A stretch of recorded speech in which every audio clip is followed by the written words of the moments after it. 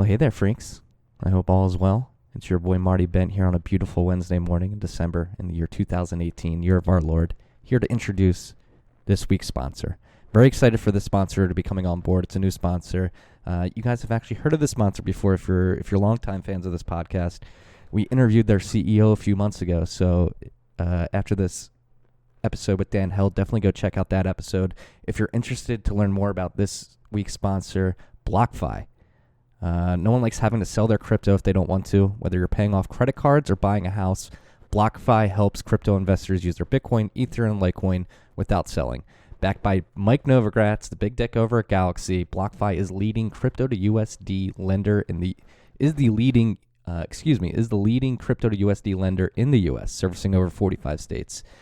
Interest rates start as low as 8%. Visit BlockFi.com/Tales from the Crypt to learn more about using your crypto without having to sell. Again, that's visit BlockFi.com/Tales from the Crypt. See what they're all about. I've said this before. I'll say it again right now. Services like BlockFi are some of the most useful in the space at the moment. Bitcoiners that want to use their Bitcoin to lever up and invest in themselves are able to do that now using BlockFi to take out cash loans using Bitcoin as collateral. These services have many tax benefits as well, so definitely do some research on that. Again, very excited to have BlockFi on board. BlockFi.com/Tales from the Crypt. Check it out when you get a chance.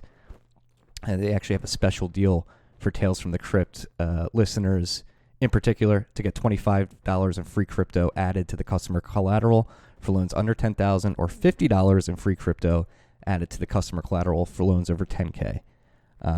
Applying takes less than 2 minutes. BlockFi.com/Tales from the Crypt. You're going to get $25 of free crypto if you take out a loan under $10K and $50 if you take out a loan over $10K. This is a special deal for you freaks out there. Hope you enjoy this episode with Dan Held. I know I certainly did.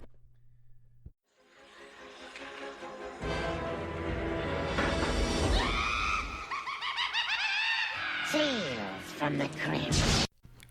What is up, freaks? Welcome back to Tales from the Crypt. It's your boy Marty Bent. Back in the studio apartment on a Wednesday afternoon, I believe. Wednesday afternoon beers with a good friend I've been conversing with online for a while now. Just had the pleasure of meeting in person. I'd purposely like to introduce all of you freaks to Dan Held. Dan, welcome to the podcast. Thanks for having me, Marty. Well, thanks for coming on. For you freaks that don't know, Dan is the co-founder of Picks and Shovels, which is a company that is getting into a couple things from what I understand. One of your portfolio companies under Picks and Shovels is Interchange, correct? Yeah, Picks and Shovels is the company name and Interchange is the product. Mm-hmm. There we go. But we'll get into it later.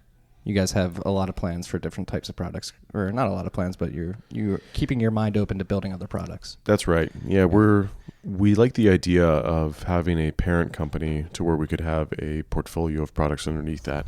Exactly, which I would agree is a very good format to start a business from. But before we get into what you're building now, you've had a long storied history in Bitcoin. Let's hear your tale. How the hell did you find this shit? A survivor's tale. It's been a long journey.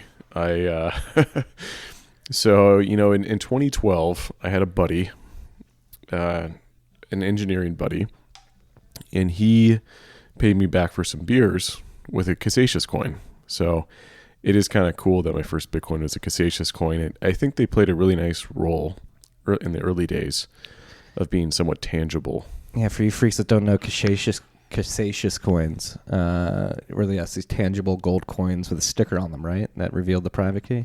It's all the coins that you see in the news articles. Yeah. All those big shiny ones that every single news article has kind of splashed across. Would you be comfortable holding a Cassius coin, or would you want to redeem it for like a different type of cold storage?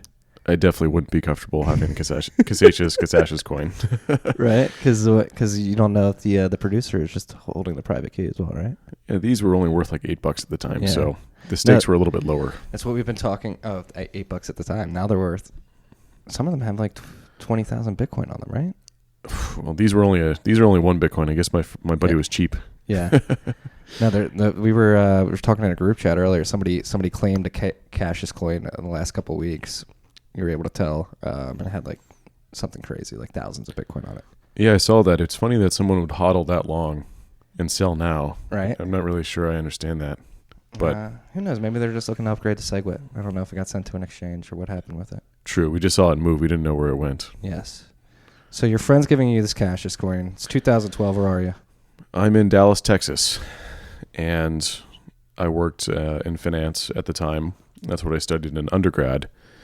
And for me, I was always a big Austrian school of economics sort of guy, libertarian ideology.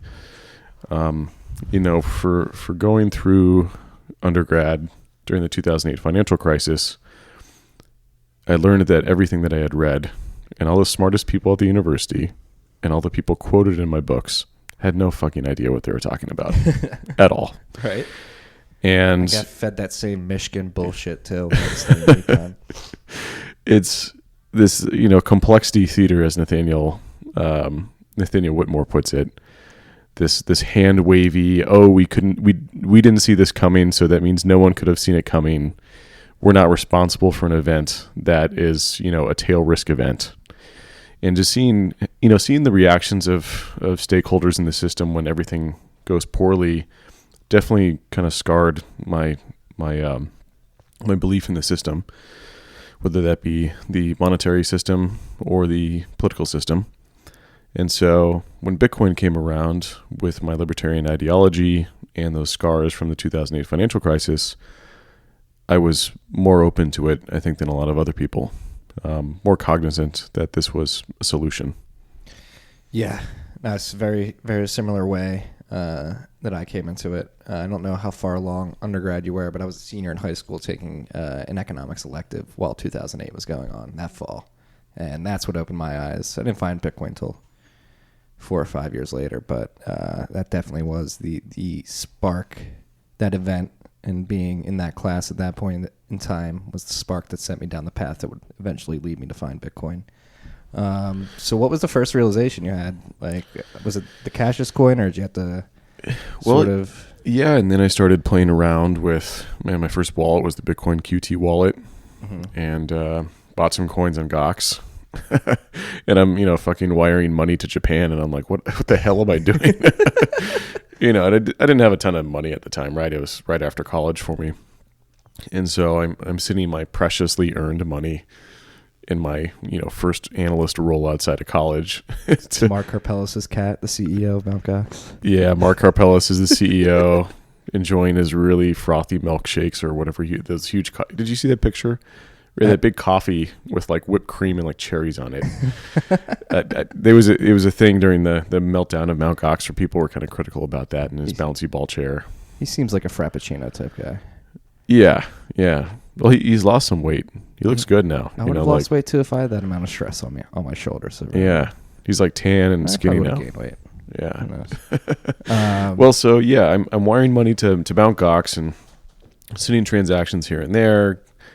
For me, really thought the immutability of it and the idea that it had a really, really hard money characteristics, with the 21 million hard cap was really, really interesting.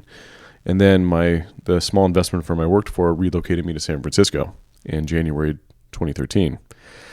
So I get out there and I go try to find other people that believe in what I believe in. And so I find the Bitcoin meetup, which was hosted by Trade Hill, Jared Kenna and Ryan Singer. Ryan's now over at Chia as the CEO. Okay.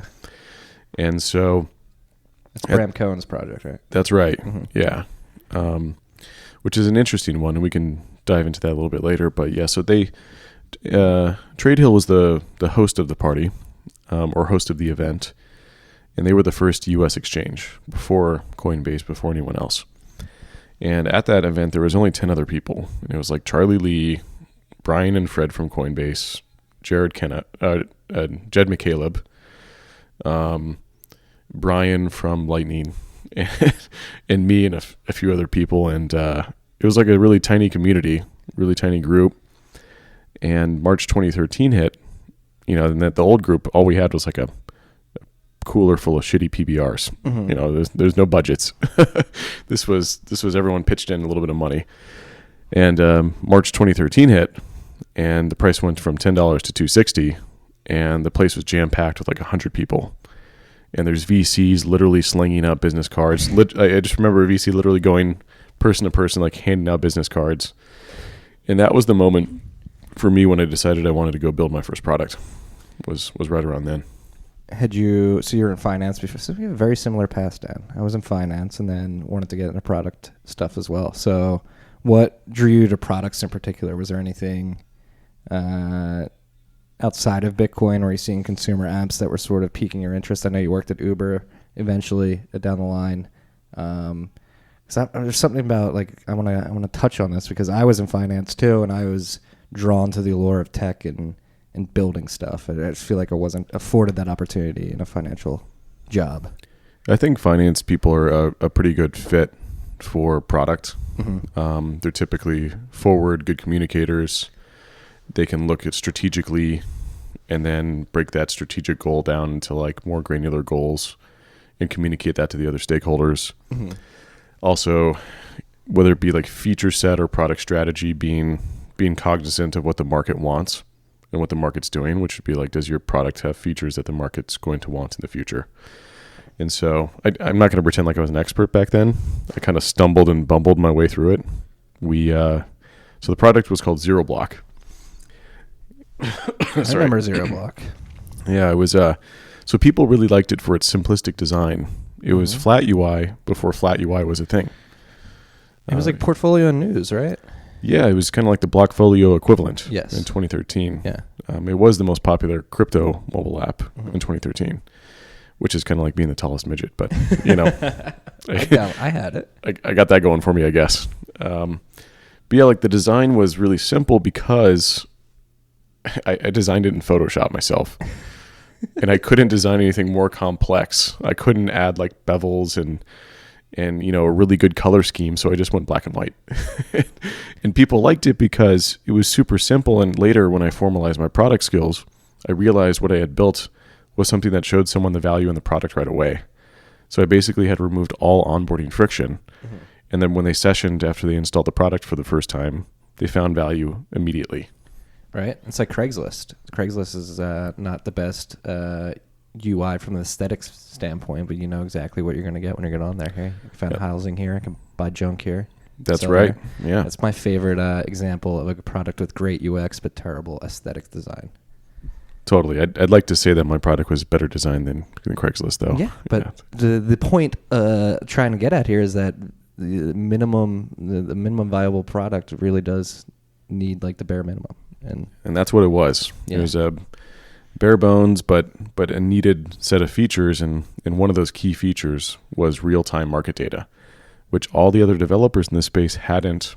They weren't pinging the APIs every minute. Mm-hmm. They were doing it every 15 minutes. And in the early 2013 bubble from $10 to $260, everyone was sessioning on these mobile products all the time. And it was really hard to find the real-time price. And as the price is fluctuating, everyone wanted to check it. And so that's why we built it. We kind of built it for ourselves. What was Zero Link in particular? What was or Zero Block, excuse me, in particular? What was the biggest lesson you learned? That first product. One was you removing. wound up selling it, correct? Yeah, blockchain.com bought it. Oh yeah. Blockchain.info for the old timers. I still type in .info. They'll redirect me, but it's a weird brand now. I'm not sure why they've kept it. Back in 2012, 2013, it made a lot of sense because blockchain wasn't a popular term. Mm-hmm.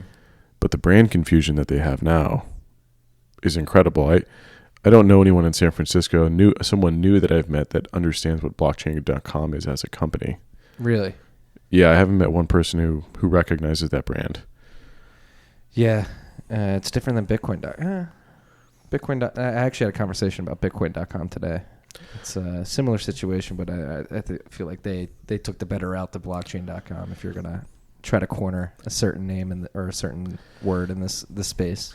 Fun fact, I led the redesign of Bitcoin.com when it was when Roger first purchased it. Really? Yeah. So if you do the Wayback Machine, I think to mid 2014, I forget when the redesign was. Did he buy it straight from a registrar or from a person? He bought it from a person. I was with him in Miami when he did. Yeah. I'm not going to identify the person, but I'm not going to. Yeah. We're not that was- about doxing on this. Right. I know that wasn't the intention, but yeah, he when he purchased that, we were trying to figure out what to do with the property, and he kind of like leased it to blockchain.info. Really? Yeah, so we had. Yeah, I mean, this is a long time ago. I'm trying to think details wise, but essentially, my role was I was like, well, what do we do with this? I mean, Bitcoin wasn't nearly as popular as it is now. So I'm like, okay, well, what do people want to find on this site? Ultimately, it was like people want to figure out how to buy Bitcoin. Right. So that was the above the fold content.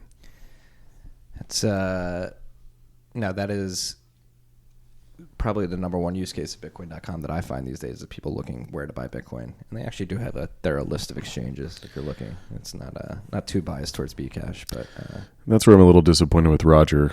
yeah. I like his libertarian ideology, but fraud isn't libertarian, and purposely, intentionally confusing someone when you call something Bitcoin Core and you use a different logo, that, and calling Bitcoin Cash an upgrade, I think is malicious. And honestly, I don't understand how you can kind of like live with that decision, knowing that you're like tens of thousands or maybe 100,000 people go there, and you're intentionally.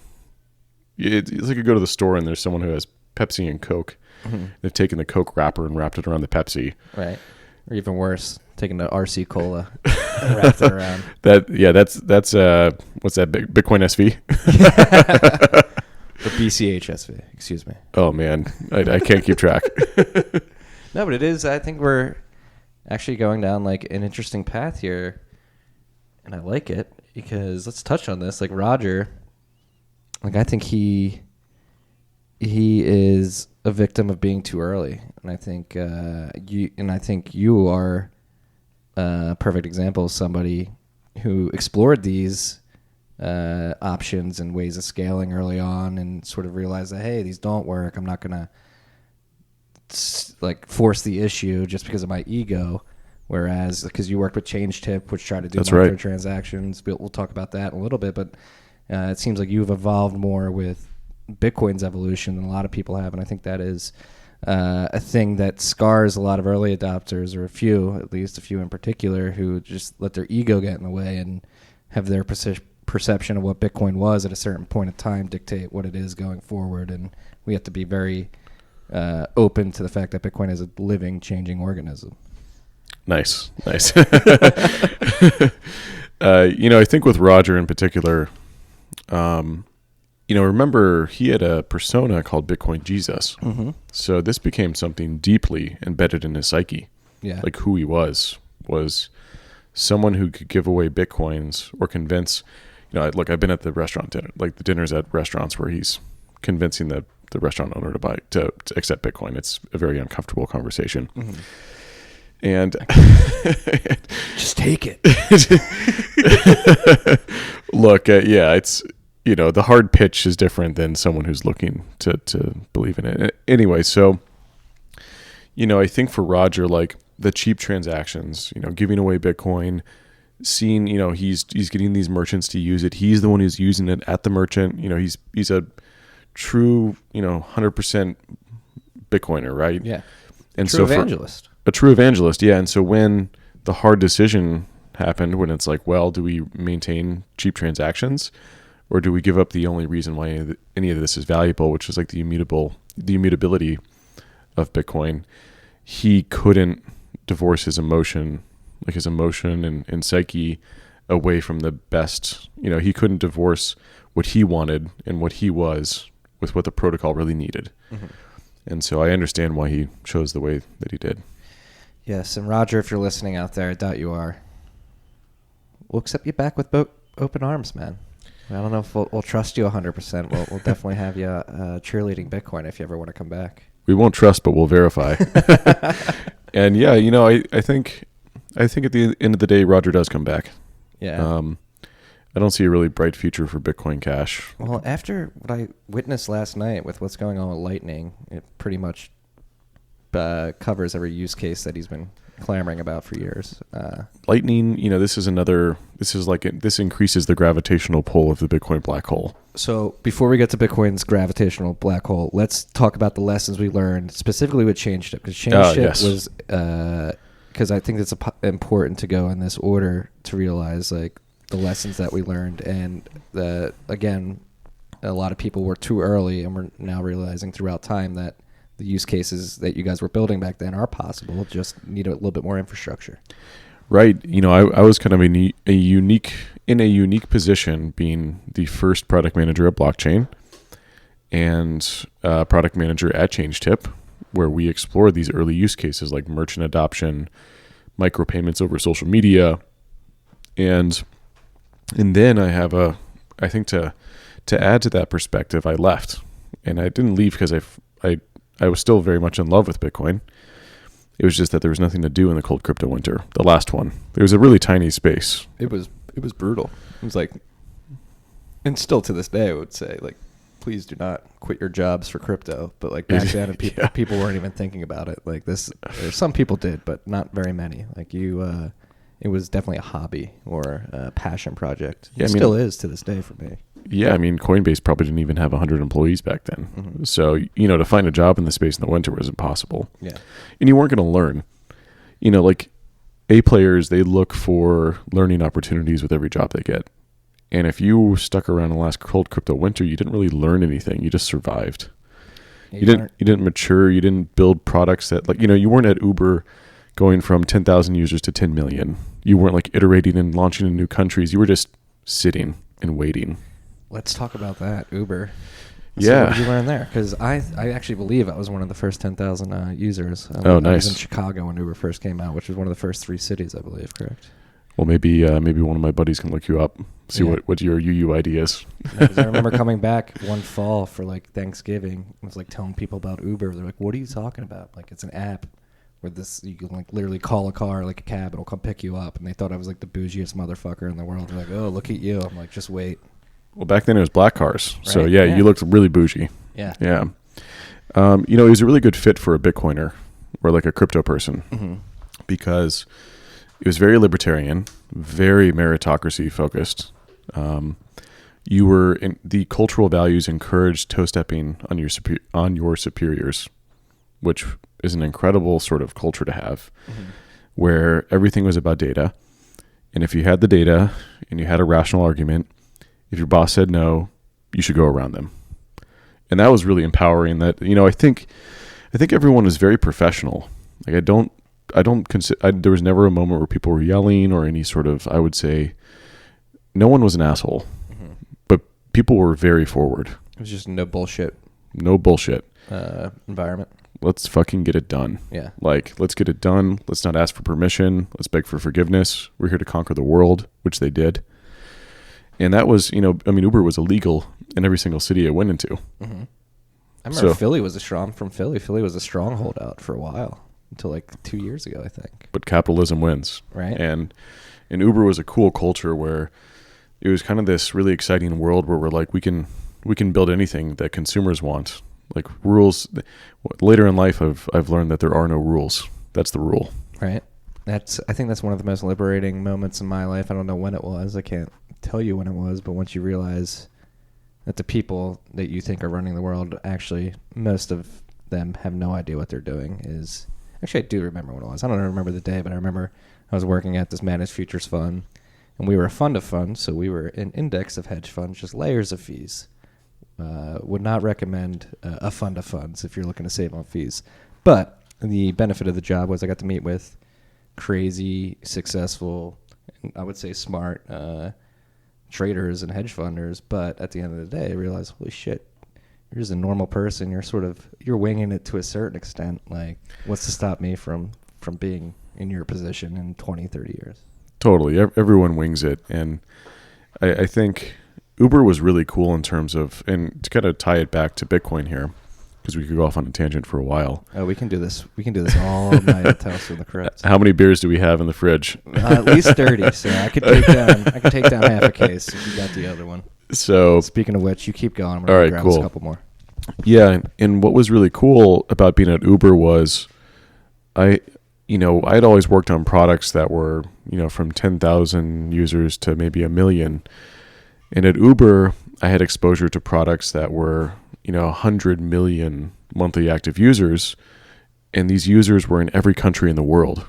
And in terms of our product breadth, in terms of like coverage, like geo coverage, there's not many products like it. I mean, Facebook's not in China, I believe, right? Or is it Google? Is it Google or Facebook? I forget. No, I think it's Facebook. Facebook's firewalled, and Google is making it so the Chinese government will be happy with the Chinese Google. Uber was in China. We even took on China. Like, we were everywhere. And to see the brilliant people that helped scale this product, and then opening up different product lines like Uber Eats, Uber Driver, Uber Riders, what we call the Rider app, the app that we all use. It was incredible to see best-in-class product people, marketing, PR, and coming back to crypto, we didn't know what the hell we were doing back in the day. We were trying our best, and we made some good shots at it, but later on, seeing like the scaling problems for Uber, where we tweaked one component of our incentive model for drivers, and it destabilized the entire system. What do you mean? So I can't go into too much into depth on it, but we tweaked one variable which incentivized the drivers in a certain way. And so we always need to balance riders and drivers on a block-by-block basis all over the world. Because of this, it hurt the supply side, it hurt the driver side, because the drivers were responding to an incentive that we had misaligned. Okay. And so that effect destabilized the supply side, which then made rider ETAs higher. Okay. Which then had a ripple effect, right? Because then you lose market share. Mm-hmm.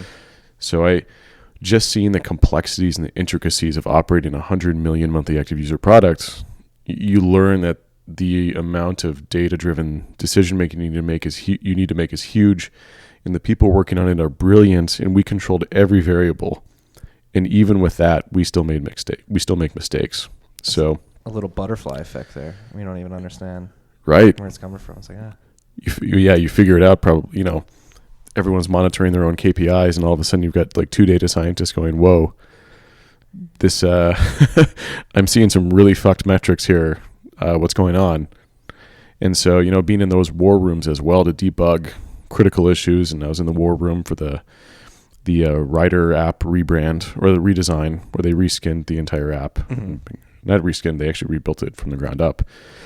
Being in the war room with the executive leadership team and like Ed Baker, the head of growth, seeing how those people operated and seeing how we thought through problems. When I came back to crypto, it seemed hilarious. Just the immaturity of the space was ridiculous. Yeah. So how would you contrast that like with, I don't want to say, I'm not going to pick on ChangeTip, but let's think of the companies that came and went the last bubble. Well, to dig in on that a little, let's talk about use cases. Mm-hmm. Why would a consumer use something that's slower, harder to use, and more expensive to pay for something online? It makes no sense. Right. It's silly. It ignores basic product thinking, which is like be customer obsessed and build something that someone wants. I am the biggest proponent of decentralized tech. I want to decentralize all the things, use VPNs, etc. But I'm not buying alpaca socks online. And if I'm not convinced, I shouldn't spend my Bitcoin because because it's part of my ideology. I should spend it because it's providing me utility as a consumer, like it's faster, cheaper, easier to use. Right. And that's where I realized all the payment ideology was ridiculous, like for merchant adoption. Same with micropayments. I mean, it was fun. I really like the ChangeTip team, and I'm still good friends with Nick. I like ChangeTip. I'm actually curious to see if I ever cleared out my ChangeTip account. You should email Nick. You might have like a 0.1 Bitcoin or something in there. That would be dope. I'm pretty sure I did, but just in case, I'll email Nick. I did that the other day. I went through all my old exchange accounts and found like my little scraps. I've got. Can I say? I could say this. Yeah, I've got old laptops with like old Electrum wallets from years ago, and I always like once a year I'll just be like, maybe I forgot some Bitcoin, so I'm gonna check them out. When my parents moved, I could have sworn I left a hard drive when I moved from Dallas to SF in my old room there. And so I went, found the hard drive. I didn't have the power cord for it. It was an external hard drive, so I had to like buy a new power cord. And I'm like, oh, wallet DAT file. I'm like, oh my god, could this be the moment that you read about, right? And at one point it held a nice amount, but there weren't any in there. No. That's what I'm actually interested to see. Is in the future there will be like huge server garbage pile treasure hunts looking for wallet.dat files on old servers. I've often wondered too with old Bitcoin companies, a lot of them, most people didn't redeem their money when they were shut down. Like a random service, right? Maybe like a Dogecoin tipping bot. Yeah. What do you do with that money as the founder? As the arbiter. Yeah. If just wait 15 years and sneak away into the darkness and just kind of fade away. I guess I don't know what else to do with it. You can't give it to the state. That's what you're supposed to do, but there's no method for the state to collect crypto. In Ohio, there is now, right?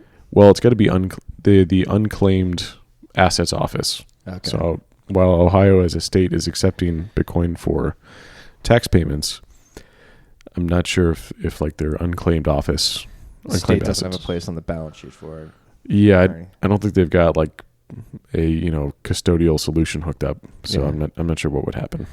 Well, hopefully with better UX, a better product mindset, we can get there. And I think you were getting to the point before I interrupted you that are we better off now than we were during ChainShips days from a product standpoint?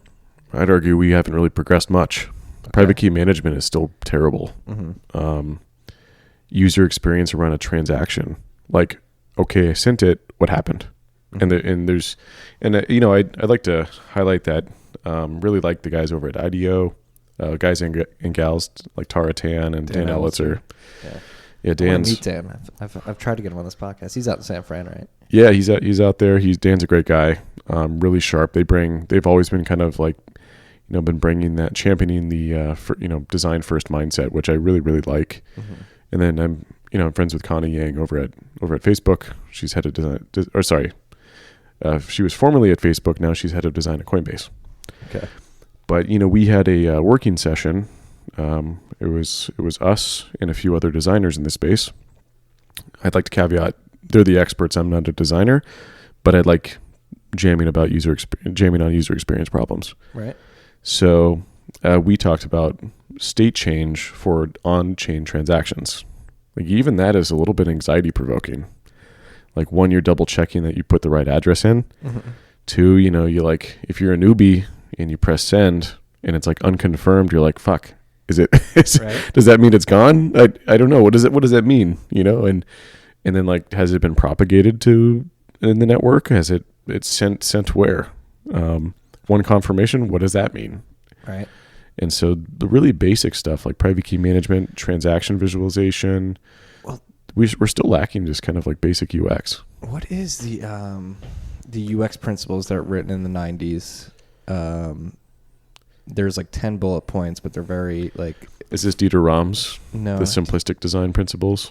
I think Dieter Rams riffs off of this, but it's like a standard. I forget what it's called. It begins with an M, I'm pretty sure. Is it? I forget, but whatever. In the 90s, basically, as they were building out web browsers and the internet, people realized a problem similar to the one that we're bringing up now that Bitcoin has, is that there really wasn't any like concise heuristics for which to create a user experience online, which is pleasurable or pleasant and natural, more importantly, ergonomic to an extent. So they created these standards like, hey, if you're going to make a website and you're going to have calls to action or asking your user to do something, make sure this, and this is obvious and this is placed here and blah, blah, blah. And here's like a bunch of heuristics to follow, which will make sure that your website has a somewhat, at least stable user experience where the user knows what they're doing. I would argue with block explorers, wallets, exchanges, they may need this type of heuristic guideline going forward to say, hey, if you're going to be a block explorer, if you're going to be a wallet or an exchange and your users are going to interact with your product in this way, maybe you should have these pointers like, hey, you just did this, here's what's happening now, or something like that. Yeah, and I think maybe like a neutral third party like IDEO would be a really cool spot for them to kind of like champion some of these standards. Yeah, or like, how do you show denomination, or how do you talk about like sub 1 Bitcoin, basic principles around, well, yeah, I can't buy a whole Bitcoin. Well, you can buy part of one. Right. There's a little bit of an educational role as well. Design can fill an educational gap.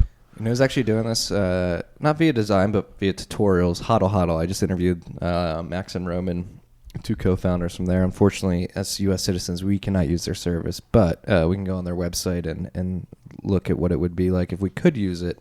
And one thing they're doing very well is their tutorial videos. They had the mindset like, hey, we feel a grave amount of responsibility, like facilitating this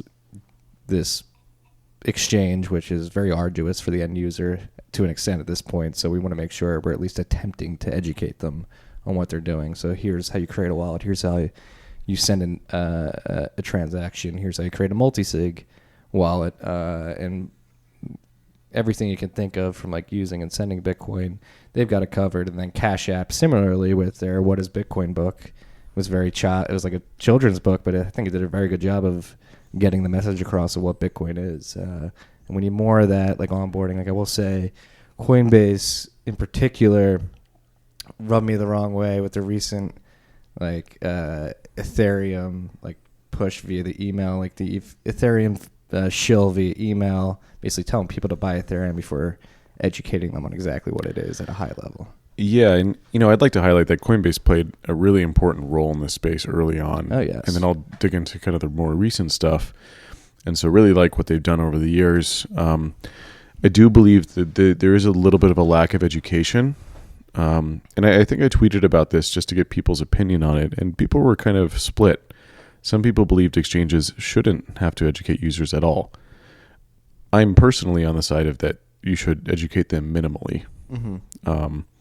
For example, like if I go to Coinbase and I'm looking at Bitcoin Cash, Ethereum, and Ethereum Classic, look, most users are going to want to buy Bitcoin and Ethereum. They don't want to buy the forks. But when you list the assets next to each other and they look almost identical and one's cheaper, that's going to lead to some weird decision making. And I think, if you want an E-Trade and you sell Apple on Apple Cash, mm-hmm. Right? that would be a serious issue. And so I think we'll see the exchanges over time, kind of be more user-centric and design interfaces that are more geared around intuitively what they want. And so, I know at big companies, it takes time to restructure websites and design to be modified for that. But I do believe they should play a minimal education role, a minimal role in education based on the desires of their users, which is probably to buy just Bitcoin and just Ethereum. Mm-hmm. Yeah. No, and like you said, we probably would not be sitting here talking right now if Coinbase didn't exist. What they did in 2012 and 2015, I would argue, was invaluable to the space and got it to where it is today. But with that being said, I feel the last few years in particular, they sort of spread themselves thin, I would argue. Caught onto a lot of hype. And I think they're also pathfinding for revenue. Yeah. Which makes sense for a company. They lived through one winter. I think they're looking at expanding the number of crypto assets available. Mm-hmm. Simply put, because a lot of that value is being captured by Binance and the other exchanges. Yeah. So it's kind of inevitable that they went down that route. Inevitable, but they might be shit out of luck because they're handcuffed to the U.S. regulations, whereas like a Binance or somebody else is not. So it'll be interesting to see how they try to compete, and maybe which people are trying to assume with their new stable coin is that they're trying to create a framework from which to go after Tether or something like that. Yeah, I think they're just examining all pathways at the moment, kind of chasing down everything and going for it. Fun fact, I actually worked with CZ at Blockchain. Really? Yeah, he was only there for a few months, and then he went on to OKCoin. He was more of a trader type, obviously. He created Binance. So eccentric? He was cool. He was very, very sharp. Yeah. Very, markets focused. Mm-hmm. And yeah, I think just at Blockchain, it didn't make a lot of sense. Yeah. Blockchain was mainly about the wallet product and the block explorer. Mm-hmm. And so I think he was more excited about OKCoin.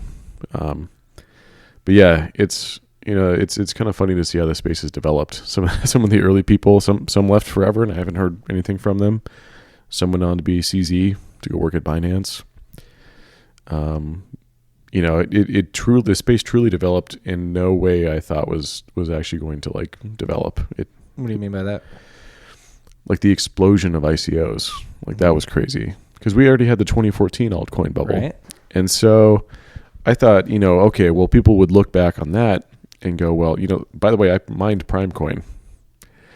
Just to let everyone know, I do love Bitcoin. I'm a Bitcoiner, but I did mine Primecoin. Oh, I was staking shitcoins in 2015. I was a full-blown shitcoiner in like 2014, 2015. I liked back in that day, I thought the idea of useful mining, which proof of work is already very useful, but for some reason I thought finding prime numbers made it more usefully. Just use became even better. Like, at what point does Primecoin become like impossible? Like, do we know? It's still running, I think. Yeah. I don't know what the market cap is. Does it always have? I'm not sure how the mining. Do you have to find a higher prime every time, or? I guess. I think it's just a bigger prime. Yeah. Which I'm not sure. I don't know how the difficulty adjustment works with that. But anyways, yeah, I actually mined a whole block of Primecoin. There we go. Which is kind of fun. But yeah, I've gone through, after going through that bubble, I was like, certainly we've all learned our lesson. But no, no, not at all. a whole new wave that would be massive, much bigger than I could possibly imagine happened. That was wild. I love talking about the mania of last year and the fact that I worked at Barstool Sports as it was going on and being in that zoo of an office as everybody in the office was fascinated with. Everybody's buying Tron, every shitcoin you could think of. Wait, was that your video? Someone had a video of an office where everyone was buying shitcoins. Oh yes, I mean it wasn't it was a video of Barstool. I did not. Yeah, I was there, but I did not record the video or post it. You know the video I'm talking about, though, right? Where he's walking around with the camera and everyone's like on Coinbase. Yeah, I can't get in right now. Yeah, or like Poloniex. Well, that's how crazy it got. Like, the volume was so heavy that exchanges weren't even working for that. Like for a good couple weeks, it was like questionable whether or not you're going to be able to get a trade through. I mean, I left Uber in November 2017 to start picks and shovels, but November was still very hot in the space, and I'd walk around the open desk sort of environment that we had. We'd have 500 employees on a floor with no walls, and a good 5% or 10% of the the laptops were opened up to Coinbase, right? Or some sort of chart website. And it was like, so I got into Barstool, and I was basically trying to be like, all right, I was trying to be the voice of reason. Like, I was like, all right, these guys are not going to, like, listen to me if I tell them not to buy anything. So I was like, just buy Bitcoin and only buy a little bit at a time. Like, if you have to. Like, it's probably not a good time to buy. But, of course, they all went for Tron and every other.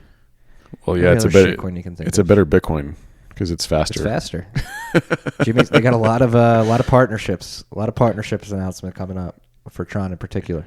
And branding. Tron just sounds cool. Right? I mean, come on. Bitcoin, it sounds old. Bitcoin's the MySpace. I had some Tron is like Facebook 4.0. I had some shill hop into my Menchies today, shilling a coin, and the coin's name was Nexty, and I was like, that's like the laziest. You're just gonna like your coin's just gonna be next, and you expect people to be like, oh, next, it's the next Bitcoin. I think by this point we've tried every possible brand name for a coin. I mean, how many thousands of ICOs were created? Like at least 10,000. Mm-hmm. At least. We're running out of cash tags. Yeah, or exchange tickers. Yeah. Yeah. There's gonna have to be to kind of dig in on that. There's something that I've been thinking about writing about, which is the 51% attacks on proof of work coins, given that their market caps drop below a certain level. That will cost exchanges a lot of money. And so I think we'll see a lot of exchange delistings where they're going to go, Bittrex lost $600,000 with the Bitcoin Gold 51% attack. So what happens when a semi-big chain, like maybe in the top 10 gets low enough? Well, Slushpool decided to reorg BCH ABC and BCH SV right now. They could, like, Right. It's very centralized. right, and that's where I'm actually waiting. Like, I want these bigger pools of hashing power to attack these weaker chains.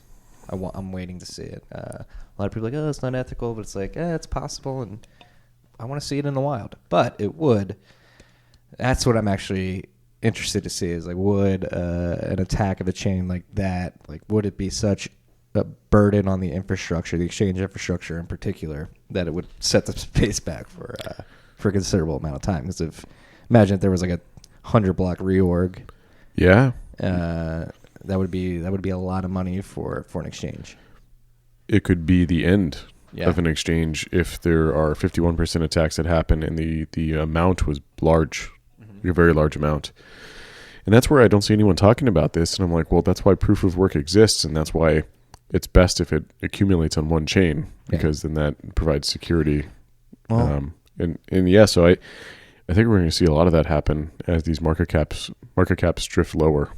Well, I think this is a perfect segue into sort of your magnum opus of this fall, which is your series, Planning Bitcoin, and you get heavy into POW and the environment in which Bitcoin was launched, and we were chatting about that a little bit before, and I had to stop you because I wanted to make sure we got it all recorded, and sort of the phases that Bitcoin has gone through, and its species, what it is, and describing it as a living organism that we are sort of taking care of. So I guess I don't want to repeat too much of what you said on Peter's podcast, but give us a gist of why you did it, why you decided to write it, and you and Jill were spitballing.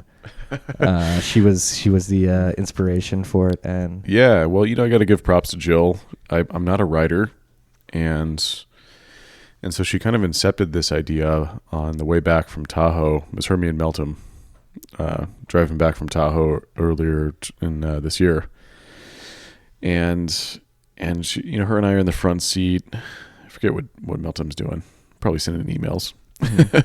And Jill and I, we both really like ambient techno. By the way, it's kind of that's what I score. oh, this is another very important part of your 4-part series, is that you have music to go along with each part. That's right. I had to score each part of it because I felt like music added more emotion to the narrative.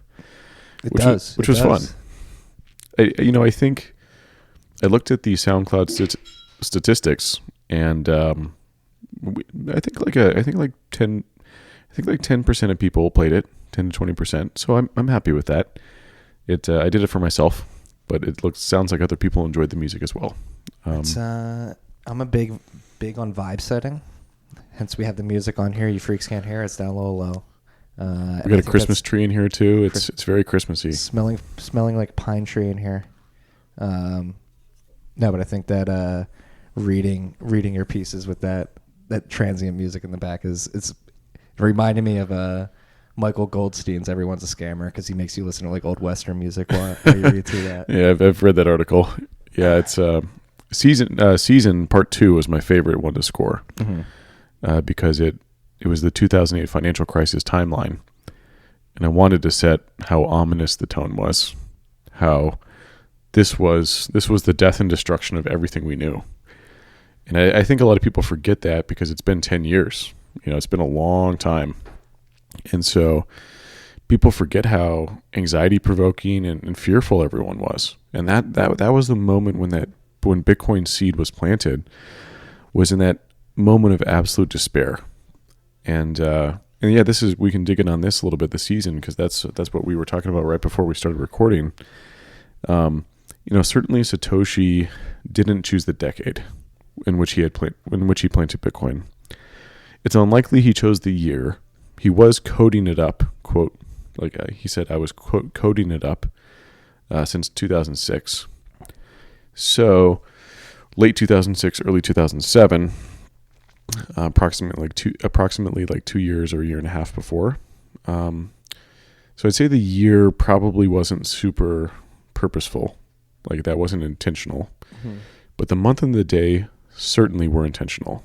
There's no way you can say that he just shit it out on October 31st for shits and giggles. Like, no, he purposely chose Halloween. He chose Halloween. And so this is not included in Planting Bitcoin, but I'll cover it today on the podcast. And it will be included in the Planting Bitcoin book coming out in January. January, right? Yep. That's right. And I believe, Satoshi was a polymath. By the way, I'm from San Francisco, so I gotta clarify this. He uses the pronoun he. I use the pronoun he because that's what Satoshi chose on his peer-to-peer foundation profile. Mm-hmm. So I'm respecting Satoshi's gender choice. Yes. So just for clarification here. You got to do that these days. You never know. Hey, we are in Williamsburg. You get attacked if you walk out of here and don't clarify that. I just want to be upfront. So, he definitely understood physics, cryptography, economics, and financial history, or the origins of money. Kind of the same thing. And so, how does value get transmitted through different mediums through time? And so Satoshi definitely understood this because he's familiar with the term unforgeable costliness, which is what Nick Szabo came up with, which refers to gold mining, how there is no free lunch to dig the gold out. The cost is equivalent to the revenue. Mm-hmm. And I think, Satoshi definitely he was at least someone who enjoyed reading about history. By the way, I'm extrapolating a little bit here, but let's go with it. I'm full on this wavelength.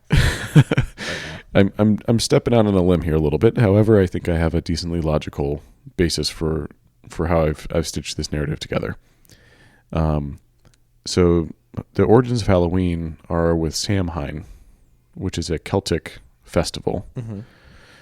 and it was, it kind of, the TLDR of what the summary of what that festival was about was the end of cycles, the end of seasons. And I think that's why Satoshi waited for October 31st. Interesting. Was that this marked the end of an era, the end of central banks, mm-hmm. and the birth of Bitcoin, but only birth through the death of the previous one. And so I think that's why he waited till October 31st. This is a very, very convincing narrative you have here. Well, if we had music, it would be even more convincing. Right? Do you think he was that prescient? I mean, obviously, he was prescient about a lot of things, so it wouldn't surprise me the least bit that he was prescient about this, making very, very poignant statements with actions over words. Yeah, I mean, he was incredibly mature to be anonymous, to prove the distribution was fair, which we can cover that. I wrote an article on that. To critically remove all, external input as much as possible. For example, like choosing an inflation rate. Mm-hmm. Bitcoin is disinflationary. It has a 21 million hard cap. And he did that because you don't have to rely on a trusted third party to tell you what the inflation rate should be. So all of those things together, and the difficulty adjustment, I mean, these were brilliant, really forward thinking. And so for him just to not spend any time on submitting Bitcoin, like not to think about the exact day or the year, mm-hmm. or sorry, the day or the month, I find that difficult, especially because he registered Bitcoin.org in August 2008. Right. So he was preparing. Why didn't he launch it in September? I don't know, but he certainly was preparing and had waited. And if you look at the queries for financial crisis on Google search trends, it peaks in October 2008. Really?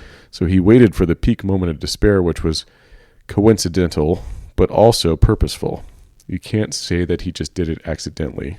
I think that he waited and he was like, it's not going to get any better than this moment. Let's do it now. What if Bitcoin's successful in the long run? And we just have this rando anon guy give us like the most perfect money in the world. Well, Satoshi's... Is he an alien? Is he God? He set himself up as a hero, mm-hmm. because he sacrificed his hoard. Right. Which was as Nick Carter says, a Prometheus sort of moment. Mm-hmm. In a quasi, like, if you want to use Jesus as an analogy as well, like the sacrificial lamb. Yeah. Which I think, and this is where I believe that he did read deeply into like cultures and religion and history, because he seems to understand what constitutes a hero.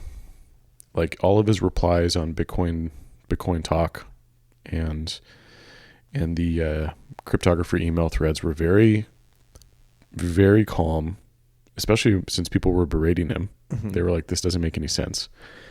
I think he was very calm, very, very open to any use case. He's like, this is a socially scalable protocol, so you can do whatever you want with it. He was cognizant that he didn't want his tree, after being planted, to get crushed by a storm. So he was a little worried about WikiLeaks. Mm-hmm. He goes, "We've kicked the hornet's nest, and now they're coming after us." And he was emailing Julian Assange directly, right? Like, it's not. Or was he emailing him directly, or just say on the forum, like, it's not a good time, please don't blow us up? I think it was on the forum. That's all I've read. Maybe he did email Assange directly too. But, as a good gardener, he was very focused on making sure that he protected his tree, the Bitcoin tree, and protected it in a way to where it would survive. Yeah, and he had a very, until he left, a very servant leader type mentality, where he was obviously down in the trenches doing everything and trying to lead by example. Yeah, very much so. I mean, you would be hard pressed to find an individual, given that Bitcoin had no value for a year and a half, mm-hmm. right? I mean, this was an experiment. This wasn't. We look back on it and we're like, oh, of course it was going to be successful, but that wasn't very obvious at all. I mean, this was mainly a bunch of cypherpunks tinkering away at it. Like, this wasn't a community, really. It was a bunch of people who really loved cryptography. Yeah, and not long after that year and a half, he was gone. So he saw, hey, it's running, it's up and running, and I'm out of here. Right, and the fact that he hasn't moved his coins, the fact that he was very open and he had a very fair launch. I mean, he wrote the white paper October 31st, 2000, or published the white paper October 31st, 2008. And then January 3rd or 9th, I forget the exact date, he... January 3rd, he mined the Genesis block, right? And then... Yes. Okay, yeah. The first block was mined January 9th or something like that. Yeah, Genesis block was created before the first publicly minted block. Mm-hmm. And that's where Genesis block included the infamous... Chancellor on the brink of the second bailouts at the bank. Yeah, not Visa on the verge of raising processing fees. Yeah, to stitch together the narrative that Satoshi built this all for cheaper payments is ridiculous. I mean, you look at the genetic code of Bitcoin, how it was constructed. You look at the traits that develop from that genetic code. You look at the seas in which he planted it. You look at all of his comments talking about the root of all problems start with central banks. You get the message in the first block. You've got his super libertarian ideology, his reference to Bitcoin being a precious metal, literally. He's like, this is similar to a precious metal. Mm-hmm. The idea that supply remains the production or the minting of supply happens in a constant form, which he knows, and he's publicly stated, demand will fluctuate, and it essentially creates bubbles, and it's a sort of feedback loop where the value increases, the more people are brought in, the more developers are brought in, and there's more hash rate. Yeah. So he constructed it to be the perfect pump. Well, yeah, it's designed to pump forever, and that incentive system is something that fascinates me. Is it the best incentive system we've ever seen? And it's really primitive. It's beautiful. Right. It's beautiful in the simplicity. Right. It feeds off of greed, which is fucked up. It's not fucked up to say. It's just the way humans work. And it's just the way humans work. Right? There's nothing wrong or right about it. It's just who we are. Right. But it is such a perfect incentive system. We're experiencing this. So right now we're BitDevs last night. We just had a 7% downward difficulty adjustment our last week or 2 weeks ago. Next one's expected to be 11%. So we're going to keep dropping difficulty, but that is why the difficulty adjustment exists, right? To keep that feedback loop going. As soon as that difficulty gets lower, it's going to become more profitable for miners. They're going to turn them on and start confirming transactions on the network. It is almost impossible to kill via unless you're doing it via force. I don't think you can kill it with apathy of the market at this point. It's an incredibly robust system, given the very primitive nature of the incentive model, which I'd like to highlight a quote from Charlie Munger, in which he goes, Charlie Munger's old. Mm-hmm. I think he's in his 90s. Yeah. Maybe 80s. I forget, but he's very old. I think he might be in his 90s. And Charlie Munger goes, I'm in the top 5% of my age cohort I'm in the top 5% of that cohort who understands incentives. However, I continually underestimate how strongly humans respond to incentives. And that's what was so brilliant about Bitcoin is it assumes people are going to want to make money, which is a great assumption to make because they do. People love money. And when the fact that we have the opportunity to remake money, not only make money in a sense of like getting paid for your work, but like fucking remake the concept of money and how humans interact with it is just like a thought that blows my. That's why I'm still here. It blows my mind every day.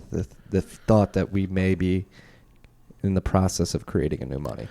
If we want to get really meta with it, let's go. Let's go there. Yeah, we should. We should. So, really, Bitcoin is the most efficient thermodynamic money that has ever been created. Why do you say this? Well, so proof of work inherently is about transmuting electricity into digital gold. It's a one-way function. Mm-hmm. And that bridges the physical to digital world. It's the first time we've had a tie from the physical to digital world in a provable way, 100% provable. In addition, thermodynamics isn't just about energy, which, you have some of the basic principles where they're like energy cannot be created or destroyed. Mm-hmm. Bitcoin efficiently harnesses that electricity to use it to build digital walls around the network to protect it. Mm-hmm. Or some people use the analogy of amber. I think that was Andreas who used that analogy, which is really good. Yeah, I like sharing the Jurassic Park picture of the mosquito. This is what your UTXO is. That's right, and it's these like, it's converting energy to thermodynamically protect or reduce entropy in the ledger, to where there's no one can change the ledger entry unless they control that private key, and then these layers of amber or energy layers have been laid on top of that to permanently compress and kind of keep the UTXO set from changing, right, unless people choose to. In parallel, there's something called information theory, which is what all computer science is based off of. Nice. Pointing to knowledge and power right now. Information theory is very similar to thermodynamics, which is in, a couple different thoughts on that. Like one is information cannot be created or destroyed. Same sort of train of thought with thermodynamics. And part of what really got me excited about Bitcoin recently was reading, I think it's George Gilder's Information Money, so I'm sure a lot of people here are familiar with efficient market hypothesis, which is that all information is reflected in the price of something. So a stock, for example, there's different forms of efficient market hypothesis, which is that all public knowledge has been factored into the price of Apple. Mm-hmm. And then there's the stronger form of that, which is that all insider and outsider information, so all inside information, all public information have been factored into the price. And Bitcoin is really interesting from an information perspective because the monetary policy is perfectly transparent, and all actions, all financial transactions currently, now this may not be in the future when we have Lightning and stuff like that, but Lightning still needs to settle on chain. So that eventually becomes transparent. So what I'm trying to say is that because we can now see everyone else's actions in the market, it is the most information efficient market ever created, to where all information has been factored into the price. which is to say that the price of Bitcoin is the compressed data of the entire market. Blow my mind here, Dan. The compressed data of the entire market. Is it fair to say that's sort of like a confidence interval too? Or so here's the way to think about it. Confidence interval, confidence index or something like that. So let's go to hyper-Bitcoinization. Mm-hmm. Bitcoin is worth... Actually, I think Bitcoin will be worth $1 quadrillion in today's dollars. Post-hyperinflationary event or... Pre-hyperinflationary. Whoa. Because there's not a static... You can't move $250 trillion worth of assets or store of value assets into this new asset class without moving the price up as you buy in. Right. If you moved it in a perfect function, it would just easily transfer. But as you buy all the Bitcoins that people are willing to sell, people are inevitably, you're going to have to buy them at a higher and higher value. So post-hyper Bitcoinization, holding Bitcoin turns you into a central bank because you own the world reserve currency and you are the world reserve. You are the central bank in essence. And choosing to hodl or not hodl influences the risk-free rate of return, which is hodling Bitcoin. So if you hodl Bitcoin, you earn the risk-free rate of return. It's risk-free technically. And by each entity, whether that be like an investment banker, hedge fund, or individual who holds Bitcoin, you either hodl or you lend, spend, or invest. And that dictates the risk-free rate of return. And so in that scenario, the risk-free rate has been perfectly, as perfect as you can, perfectly reflected in the market. So the entire world's perspective on what the risk-free rate should be, which is manifested via the hodl or not hodl, that's all market data compressed into the risk-free rate. So that's kind of a deeper explanation of that idea. Yeah. No, and it makes a lot of sense because once you have the whole world operating on one formal currency, you can derive these sort of efficiencies in these rates. And it's great because then we can all make our purchasing decisions based on the most transparent data we can possibly have. Exactly. And so the market becomes super efficient because everything in that semi-transparent form can, it's really tough in mainstream markets because we're all inferring our spending, or investing and spending and investing. And there's somebody, if you're operating in the global economy in particular too, there's somebody switching costs and taxes and friction to take into consideration too. That sort of distorts the price of everything. Yeah. When you think about central banks, if you think about a central bank, you can think about it being an individual in the driver's seat in a car and the economy being the car. But they're receiving old information. So it's like they're driving the car looking through the rearview mirror. It's old information, right? You can't compile market information that quickly. No. Like some is instant, some is daily, some is monthly, some is yearly. And that's why I left finance, because I realized after a while, I was like, holy shit, these people have no idea what they're doing. They sound like they do, and people believe they do, but they really don't. And I wrote a thread based off a paper that a friend of mine wrote, Parker Lewis. I don't know why I said Parker Hayes. Parker Lewis wrote this paper. He used to work for Kyle Bass, and he dove deep into Fed policy over the years, going from 2005 all the way through 2012, the Fed minutes that were available up until that point in time. Actually, it might be 2013 because the Fed minutes become available 4 years later, and basically proved that March 2005, before real estate really hit ahead, in 2006 and 2007, Ben Bernanke was can never housing markets as healthy as it will be. Then in 2007, beginning of the year, there was a 5% S&P correction that had to do with, it coincided with a downturn in the housing market. And Ben Bernanke was this will be contained to $10 billion in losses. And then lo and behold, it led to, I believe, $7 trillion that were wiped out of the market in the course of 6 months. And this is somebody who's supposed to be leading the economy and is trying to say, hey, don't worry, this is only going to be a $10 billion loss, or $50 billion loss in the long run. Turns out to be $7 trillion, so he's off by 14 orders of magnitude. Really it's a data problem. And that's where I have an article coming out around deflation, which basically argues, we all know that socialism doesn't work because of the information problem. Because to efficiently allocate capital, you need to absorb all local market information. And if there's no incentive model to absorb that market information efficiently, I'm the local business owner who has a restaurant, and I choose what's on the menu based on my local diner's preferences. A centralized entity is never going to be able to absorb enough information to adequately develop services and products for that local area. It's a data problem. Keynesianism,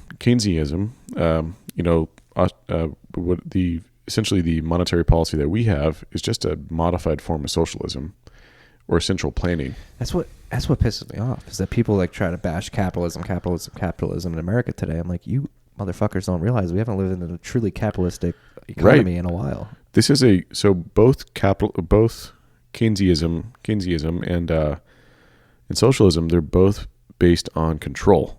Mm-hmm. And one controls a lot more than the other. However, with a Federal Reserve and a Treasury, you still control the base layer of the market.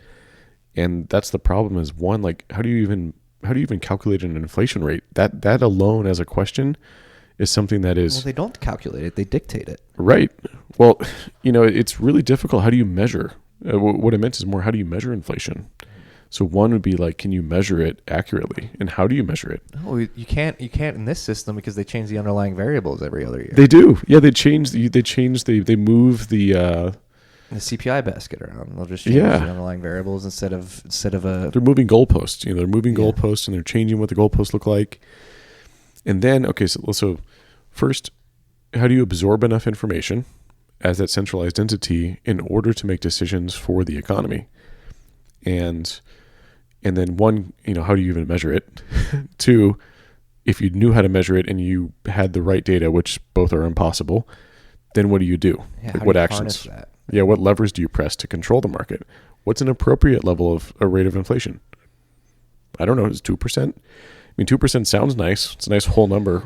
But it sounds nice, and it's all window dressing though. Like, they say 2%, and all, like we said, the CPI is changed. Like, to say that inflation has been contained over the last decade, when you look at healthcare, housing, and education prices, it's like, don't piss in my face and tell me it's raining. Like, that's the way I feel with a lot of the central planning in this country in particular right now. Is it's a lot of pissing in everybody's face and telling us it's raining. And the Fed's in the driver's seat, and they're driving the car with just the rear view mirror, and they don't even have the whole rear view mirror. They're getting little bits and pieces. They don't have the whole picture because they don't have all the information. And then they press the gas or the brake pedal, but there's a 15-second delay. Right? And so when you think about it that way, you're like, oh, this is crazy. How could you even possibly control a system given your very, very, very laggy inputs and outputs? And so that's where I argue that Bitcoin is very efficient when it comes to inputs and outputs. It's near real time, which means all market participants can base their decisions on the best real-time information that we have. Thank you, Dan. It's something I've been trying to point out for a while on this podcast. It's just Bitcoin, while slow, dumb, and rudimentary to a certain extent, it just provides a certain level of certainty. Like, hey, a block's going to reproduce roughly every 10 minutes. Depending on what block it's at, it's going to give out a block reward of so-and-so. And depending on what demand is for transactions in a block, at any given point in time, the fees to get in are gonna vary. Yeah, and there's do you ever do the follow Fridays where you tag some people that you like to follow? Every once in a while, yeah. So I did a list a few weeks ago, and I had a section that said, I think like these, like either like these guys take LSD, or like if you want to get really crazy or weird with it, follow these guys. Just DeSantis. Yeah, basically DeSantis types, right? Which, by the way, he has me blocked, and I don't know why. I don't know what it did, but Andrew, why are you blocking Dan? I don't know, man. Yeah, if he's listening, unblock me, bro. But the Crypto Ray and a couple other types are like really meta. Essentially, because of relativity, all local time is relative. Mm-hmm. You could say that Bitcoin's timestamping function is the universal clock, right, of the universe, because it's not based on local time, it's based on block time. Yeah. It's almost like a metronome, too. It is. That's right. It's just there. It's constant. It's and we can't change it. At least me and you personally. And that's what's kind of cool, is because of that predictability, because Bitcoin's monetary policy is predictable, because we know we have a 21 million hard cap, we now have an accurate way to measure the economy. Whereas before it was all relative and not measurable, now we have our standard unit of account, which is like kelvins, like Kelvin, Celsius, meters, centimeters. Now we have Bitcoin. Right. And we'll know Bitcoin's made it when we transition from the Gregorian calendar to block time. We literally just base base time off of the block height or history. This would be hard to predict. It's like say, hey, meet me at block height 600,000. No, that's getting full Bitcoin right there. Right. That's that's going all out. Yeah, but that is like it is heady like that. Like speaking of DeSantis, I think he has the best definition for Bitcoin. Bitcoin, when implemented correctly, is a timestamping protocol that doubles as a value storage service. Totally, yeah. Timestamping, distributed or decentralized timestamping is a huge problem. Yeah, important prefix to that being distributed time stamping protocol that, when implemented correctly, results in a store of value. Right. To store value. Yeah, and Satoshi references that quite a bit. Where I think like it's a bit esoteric to like get into it for the layman, but it is pretty fascinating. Yeah, a lot of people, Nick Carter is probably the biggest proponent of this, think we made a big mistake of making blockchain a thing. It should be time chain. Really happy for Nick and everything he's writing in the space. Definitely brings, his container ships article was or his container ship slide was really good. Right. That's actually something I want to get on, riffing off of your interview with Peter on what Bitcoin did. You're talking about narratives. Like we had the early on narratives, and you mentioned Nick Carter in particular, like he's coming around. The piece that him and Hasu wrote in particular of the changing narratives throughout time. It just seems like it's getting more as a soft fork with Bitcoin sort of tightens the rules a little bit. It seems like the narrative is getting a little tighter and more concise. And I'm very happy to see this because it is like, what is this? Like, what is the best way to market this to the masses, and specifically new people who have never bought or interacted with this? And we have obviously fucked up the narrative in the past and spit out false narratives. So what is the base layer narrative that will be true into perpetuity? Well, and I want to defend some of the businesses that did promote the merchant adoption narrative. Mm-hmm. To get VC capital, you had to. Yes. Hodling doesn't make you a lot of money. No. So I get it. I get why they did it. I don't agree with them attacking the protocol or trying to change it, but I do understand why they made that decision. Understand their incentives. They're incentivized. Exactly. So, what's really cool now, I think I've never been more bullish about the Bitcoin narrative than I have been in 2017, 2018.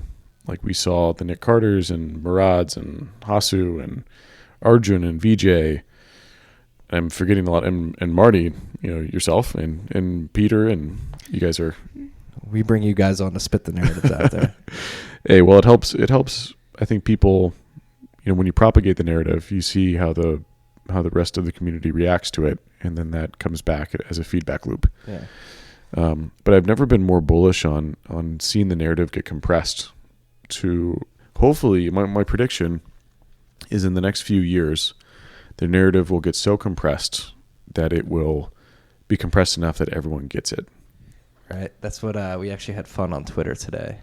I've got Matthew from Crypto Voices. Do you listen to that podcast at all? I don't. He's like a hardcore economist, but he has the voice of an angel or of a god, excuse me, very low, very authoritative voice. So we're going to record some commercials next week, and we asked the freaks to send us like some like one-liner Bitcoin advertisements. We got a couple here. I'll read a couple. Bitcoin and Bitcoin alone is sovereign. What else do we got here? You don't change Bitcoin. Bitcoin changes you. I'll take credit for that one. Bitcoin, the verse asset that you truly own. Just trying to condense the narrative into a couple cases. I think this might be the best one. Bitcoin, just in case. Yeah, and I think, I think in the early days, back in 2014, I was constantly trying to tell people, we don't need to teach people like how the hell Bitcoin works. They don't know how their cell phone works. They don't know how their fridge works. Mm-hmm. We need to tell them why it's important to them, like in layman's terms.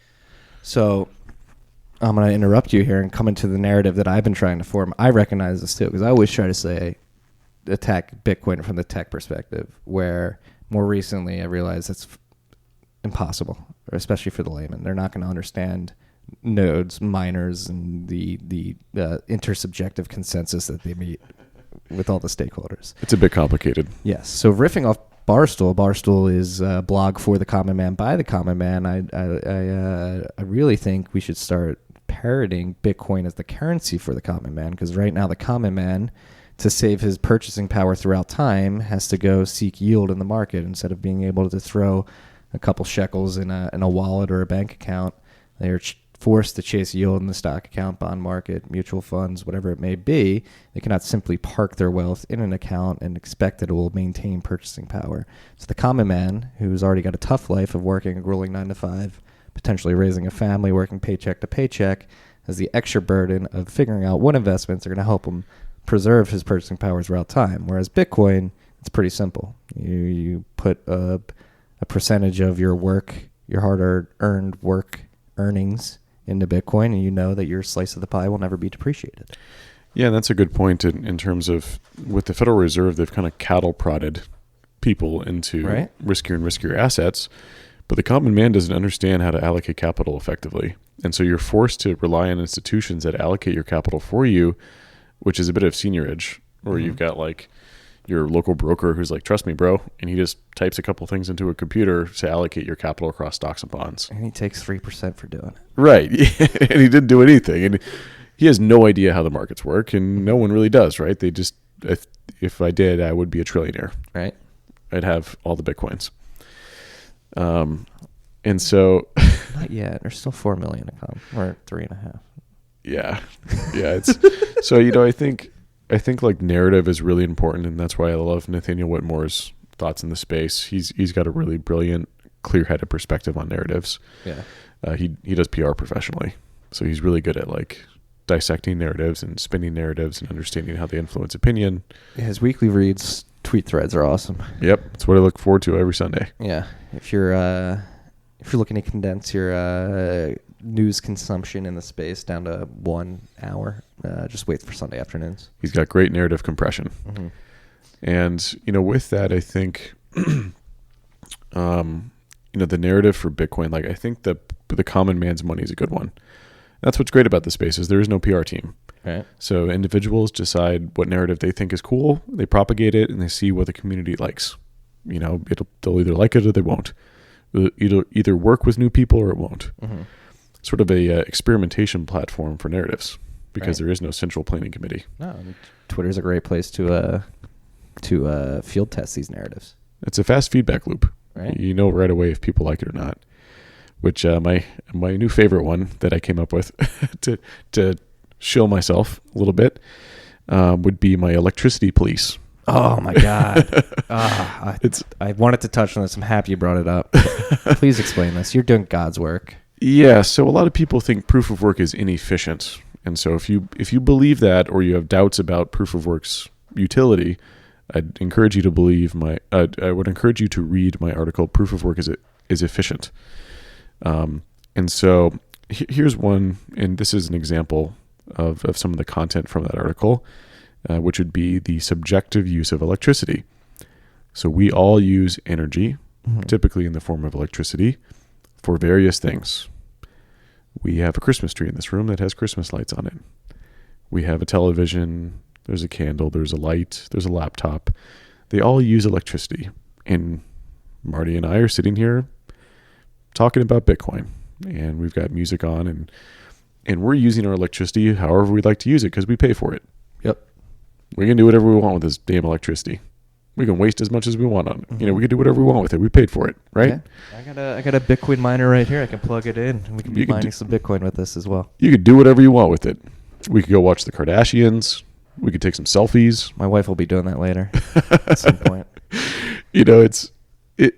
And that's what electricity police really highlights, is the absurdity of someone stepping in as the moral police over someone's usage of electricity.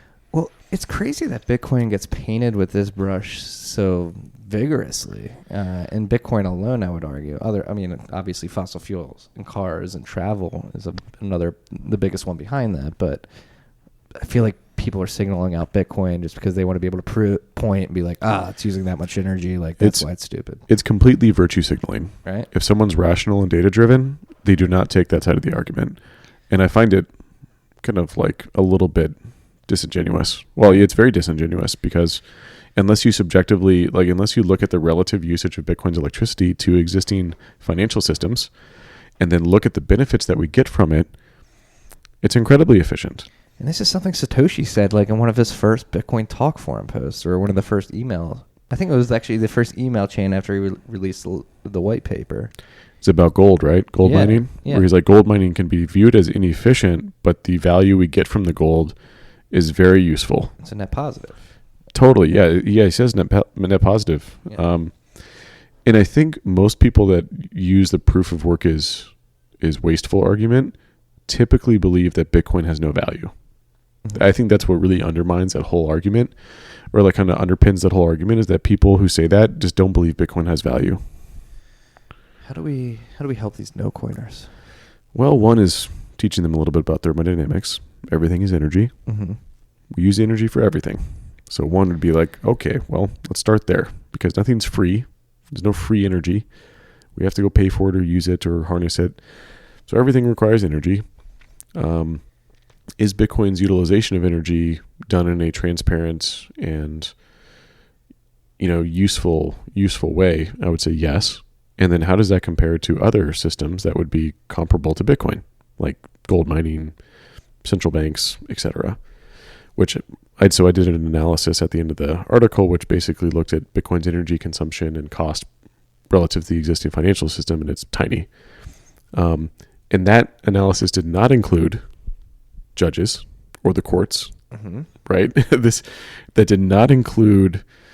What else did that not include? It did not include a bunch of different energy sources and costs that I could have added. Right. I think it was just the financial system. And that just does a great job of pointing out the absurdity of the intellectual dishonesty of the people calling out Bitcoin. It's like, I don't want to sound like a pompous prick, but it's like, come on, think a little harder. Like, think critically. Like, I think they know and they choose not to. I think, and like Vitalik's a really smart guy, but it's intellectually dishonest for him to be this vocal against proof of work. Look, he's shilling his own bags, right? He's shilling his product. I get it. But you're going to lose credibility in the long run if you don't at least acknowledge the utility of proof of work. You can still acknowledge it and still say, I think I've made something better, which I don't agree with that, but he subjectively might say that. But to ignore it completely and just to like scream and like point and virtue signal and be like, look at all that waste, I think is going in the long run going to hurt their narrative. Here's a prime example. This is one of my favorite ones between proof of work and proof of stake. Their CapEx costs. So the cost to purchase a miner, let's say it costs $500 to purchase a miner, mm-hmm. or I could go stake that $500. Because dollars are fungible, because I can use that dollar to go dig a ditch or pay for my electricity or eat a burger, because my dollars are fungible in how I spend it, and those dollars are fungible in how I earned it. If I dug a ditch, I was paid. If I came up with a new way to efficiently route cars at Uber, I was paid. Mm-hmm. Because dollars are fungible, or fiat is fungible and crypto is fungible, because they're fungible, the energy costs to create an ASIC miner is identical to the energy costs to stake that money. Yeah. So if you want to even have the argument around proof of work versus proof of stake energy consumption, you're talking about OpEx, but you still have to run servers for staking. and so if you really compare it, you're like, it's actually, if you really fully believe that proof of work is a terrible waste of energy, you still can't logically make the argument that proof of stake doesn't use an enormous amount of electricity as well. It costs just as much, and it's not secure. The costs are just Paul Sports. I say Sports because I don't know how to pronounce his last name. He's got a really hard last name to pronounce. Truthcoin.info. He's written about this in length, proof of work versus proof of stake, and basically proved what you just said. Like the costs are just pushed to another area, and then you do not have the same security that proof of work has. Like, that is why proof of work is the end all be all, and why we're here is like having the certainty that, or close to certainty that the power expended produced a block at a certain point in time. We see with proof of work, we have a wall that was built in a transparent manner, so we know exactly how much it would cost to dismantle the wall. Mm-hmm. And that's why it is the most efficient, is because there's not a way that is more transparent that would show how the wall has been built. It's you know, It's possible. you can obfuscate it with proof of stake, but inevitably there's energy underpinning that. And a lot of people, they don't think critically about it. And Paul's a great, really, really brilliant, because his proof of work stuff influenced my piece.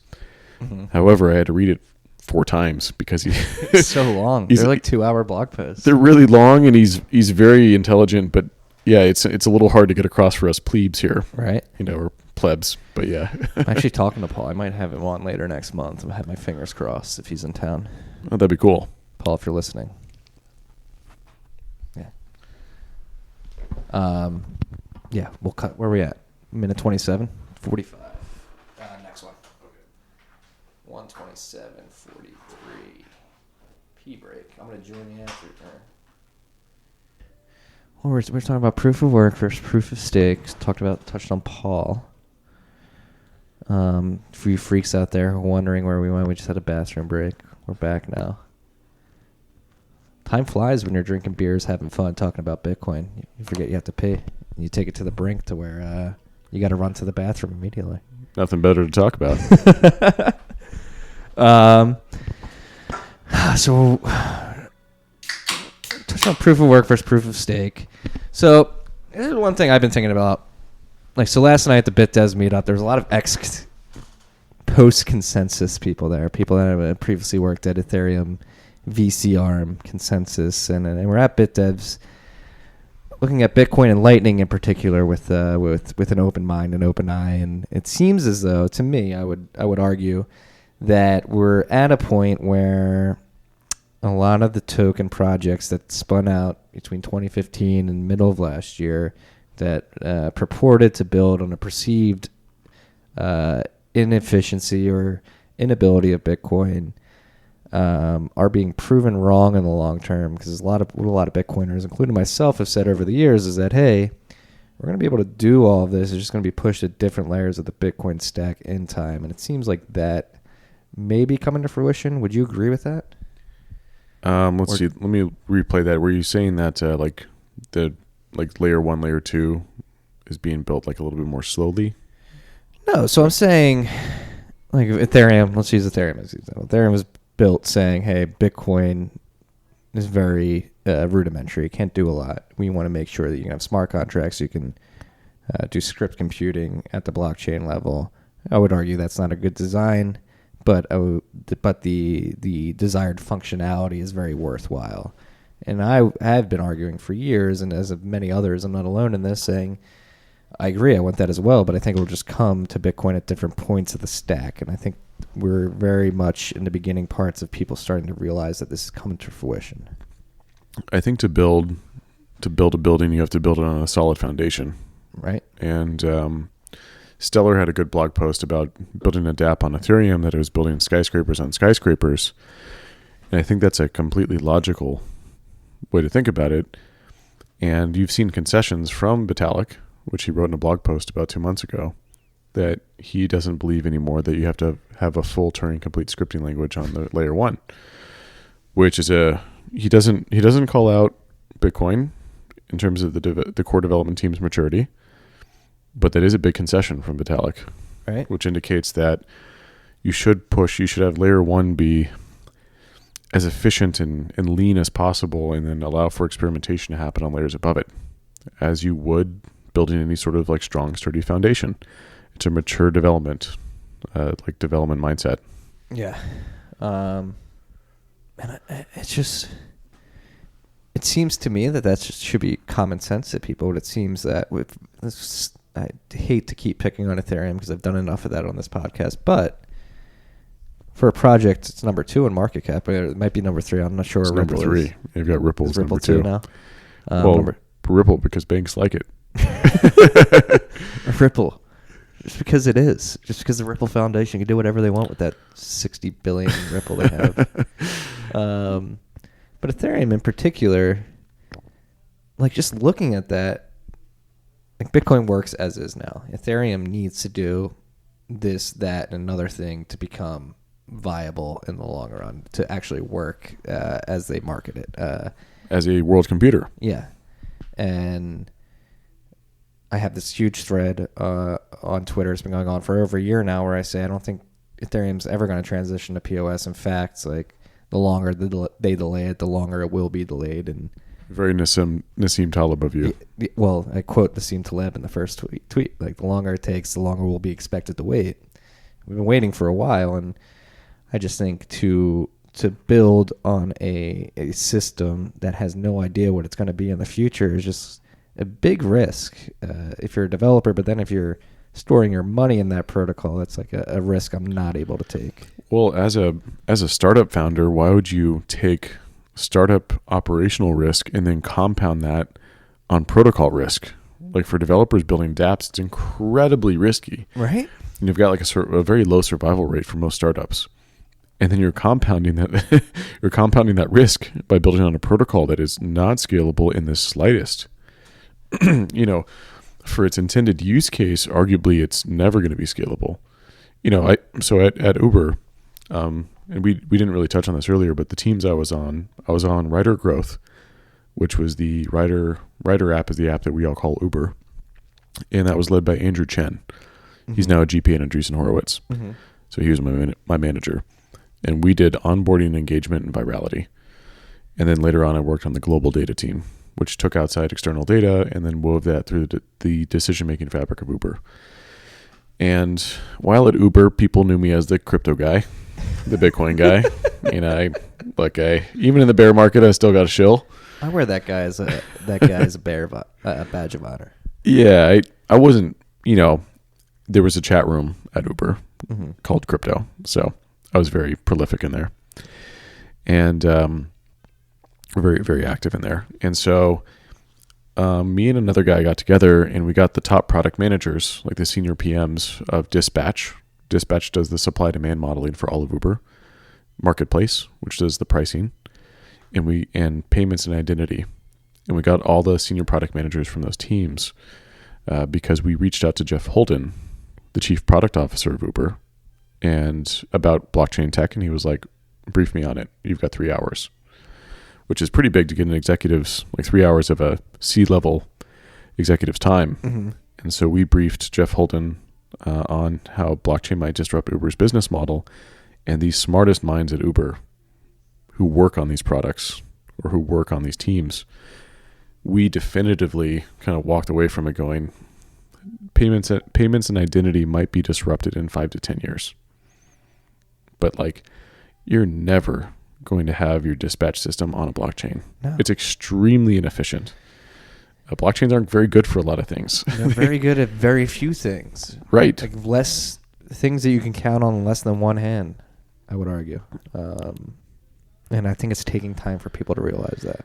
Totally. So in this early first decade of Bitcoin, Bitcoin growing up and the people interacting with it and learning about it, growing up alongside it, that's what we're coming to realize is, hey, may not be able to blockchain the world just because it's open source tech and you could fork it and try to apply it to these things. Well, and that's where I think blockchain became a terminology as a shelling point for all tech innovation as a whole. Right. If I'm in a big company and I want more resources, it's a blockchain project. Right. And I'm a startup and I want to get more money from a VC, well, I put it on a blockchain.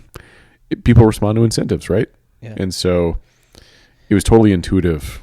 I guess in retrospect, it's intuitive how it all kind of blew up in popularity, because it's the one word you can use to represent something innovative. Mm-hmm. And it's not saying innovation. It's not saying synergy. It's FinTech wasn't cutting it anymore. FinTech wasn't cutting it. This is mobile social local, mm-hmm. but the 2017 edition, which right. is blockchain. Yeah. So, I think blockchains are very bad at doing almost anything. Yeah.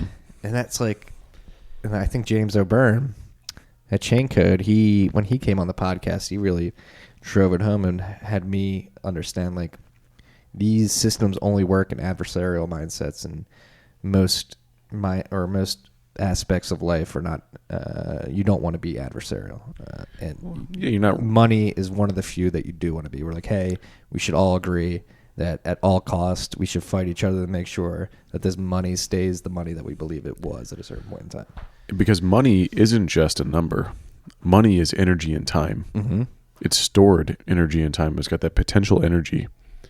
and to store you, to create that medium in which you can transfer that value, you had to give up energy and time to get it. And so it's incredibly important that we maintain a ledger, a ledger that can't be tampered with, because we're not talking about just money here. We're talking about lifetimes. We're talking about 1 billion humans' lifetimes. Right. And it's important that that record is kept in a way that is not to be tampered with, that it's kept in a way that can't be manipulated by someone bigger who would like to take it away from someone else. And that's what's so beautiful about this, is it's the best record keeping of all of human life in a way. It's the stored value of all of our energy and time. It's so beautiful. How do we get people to realize the gravity of this innovation, though? I mean, obviously we do, I would argue. Are we naive? Number one, are we naive? Number two, if we're not, how do we convince people of the gravity of this? Well, I heard there's some good LSD in San Francisco. Some good LSD in my freezer. Yeah. I think there's a lot of, so I think both the adoption of Bitcoin and the adoption of crypto, primarily Bitcoin, but I'm going to use crypto as a whole, there's two factors. One is narrative compression, where the narrative gets smaller, tighter, condensed, makes more sense, easily verifiable, easily understood, in conjunction with environmental. So like a 2008 financial crisis.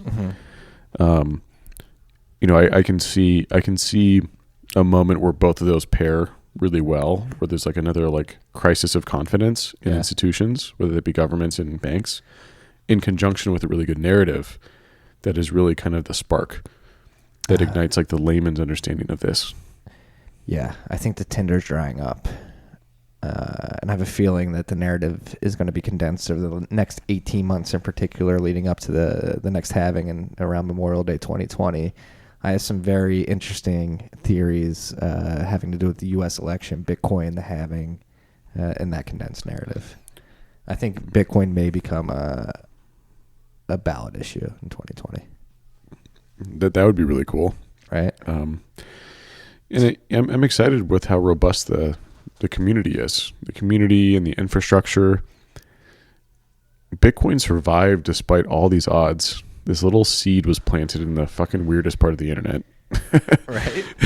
And it survived. It magically, Magic the Gathering online exchange, a Dungeons and Dragons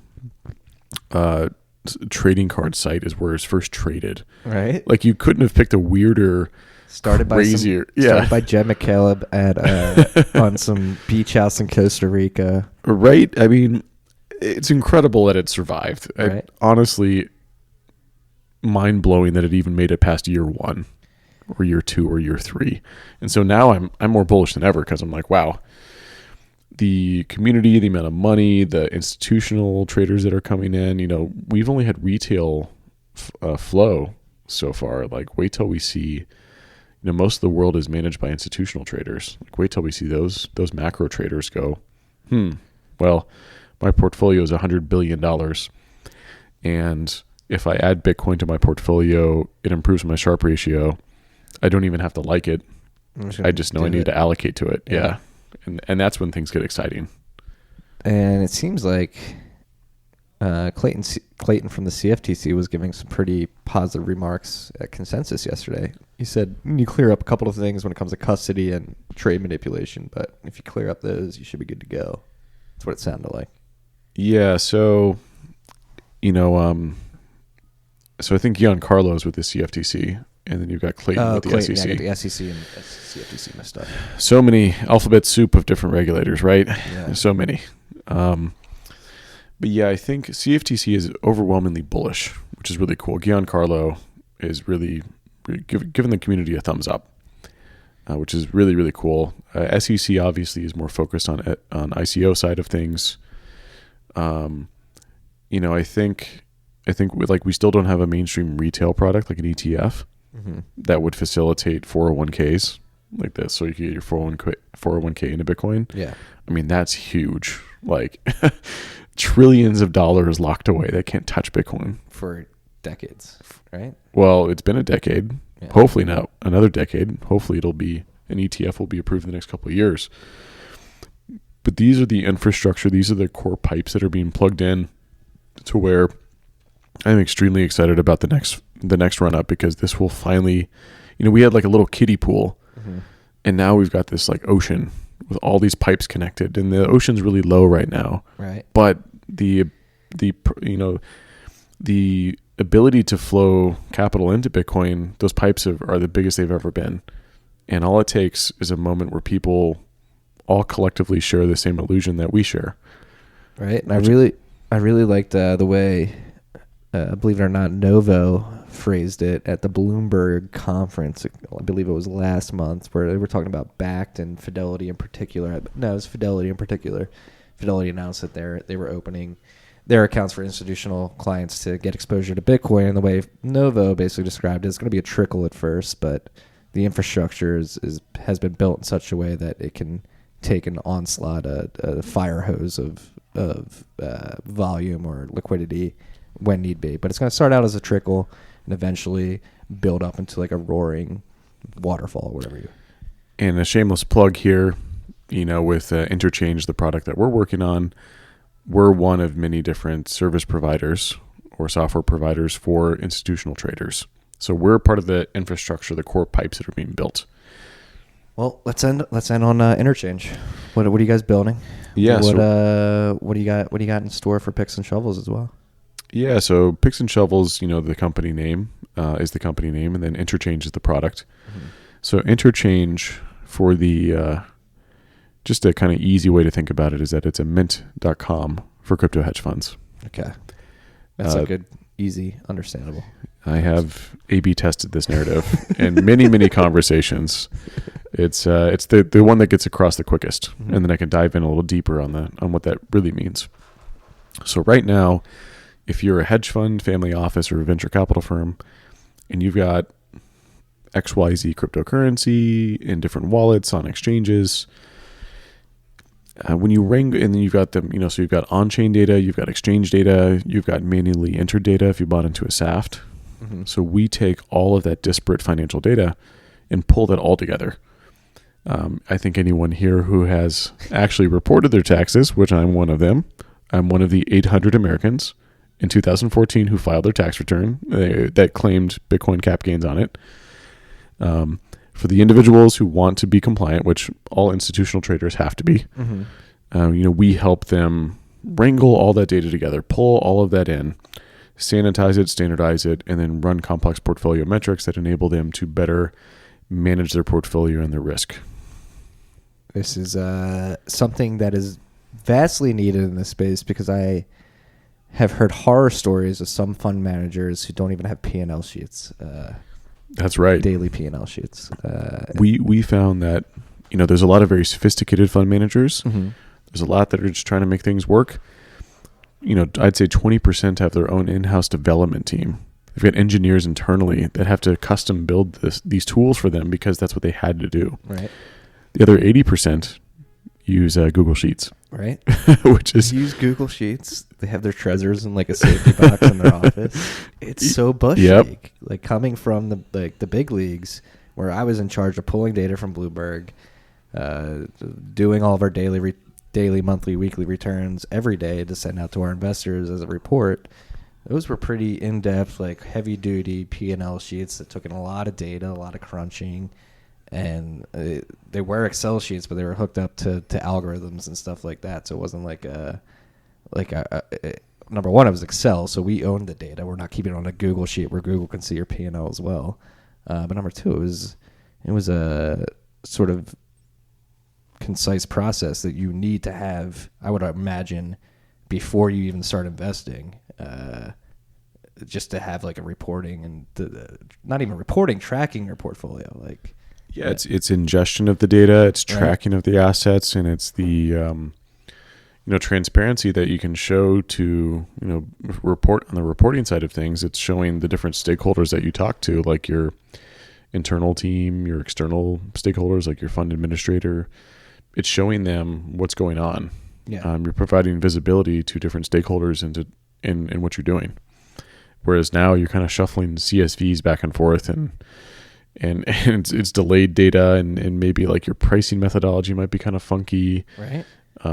So yeah, it's with the explosion of ICOs and blockchains and the Bitcoin's complexity alone is huge. Right.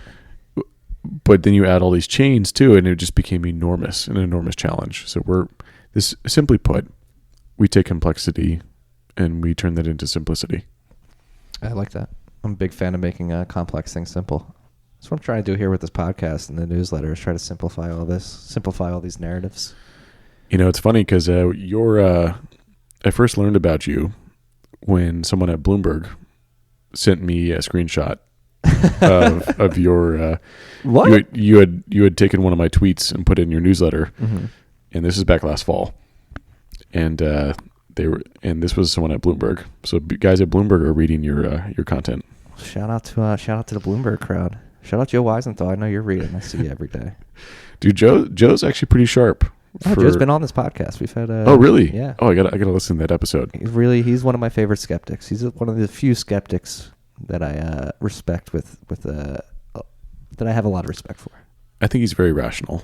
He at least comes with a well-intentioned to like have a rational conversation. And he's a great instigator. He's a great instigator. I appreciate his instigations. No, but thank you for reading. Thank you for humbling me with that. But I think you are doing the same with the book that you're putting out and based off the series that you just wrote. And these are very important things. It's because people, we know from experience, like newcomers coming to this, is so daunting to try to jump into this rabbit hole. Where the fuck do I start? Yeah, your buddy's like, hey, tell me about Bitcoin. And you're like, okay, well, do you legit have a week? Here's 3 Medium posts, a tweet storm, right? And the Bitcoin standard. Yeah. Which, safe is great.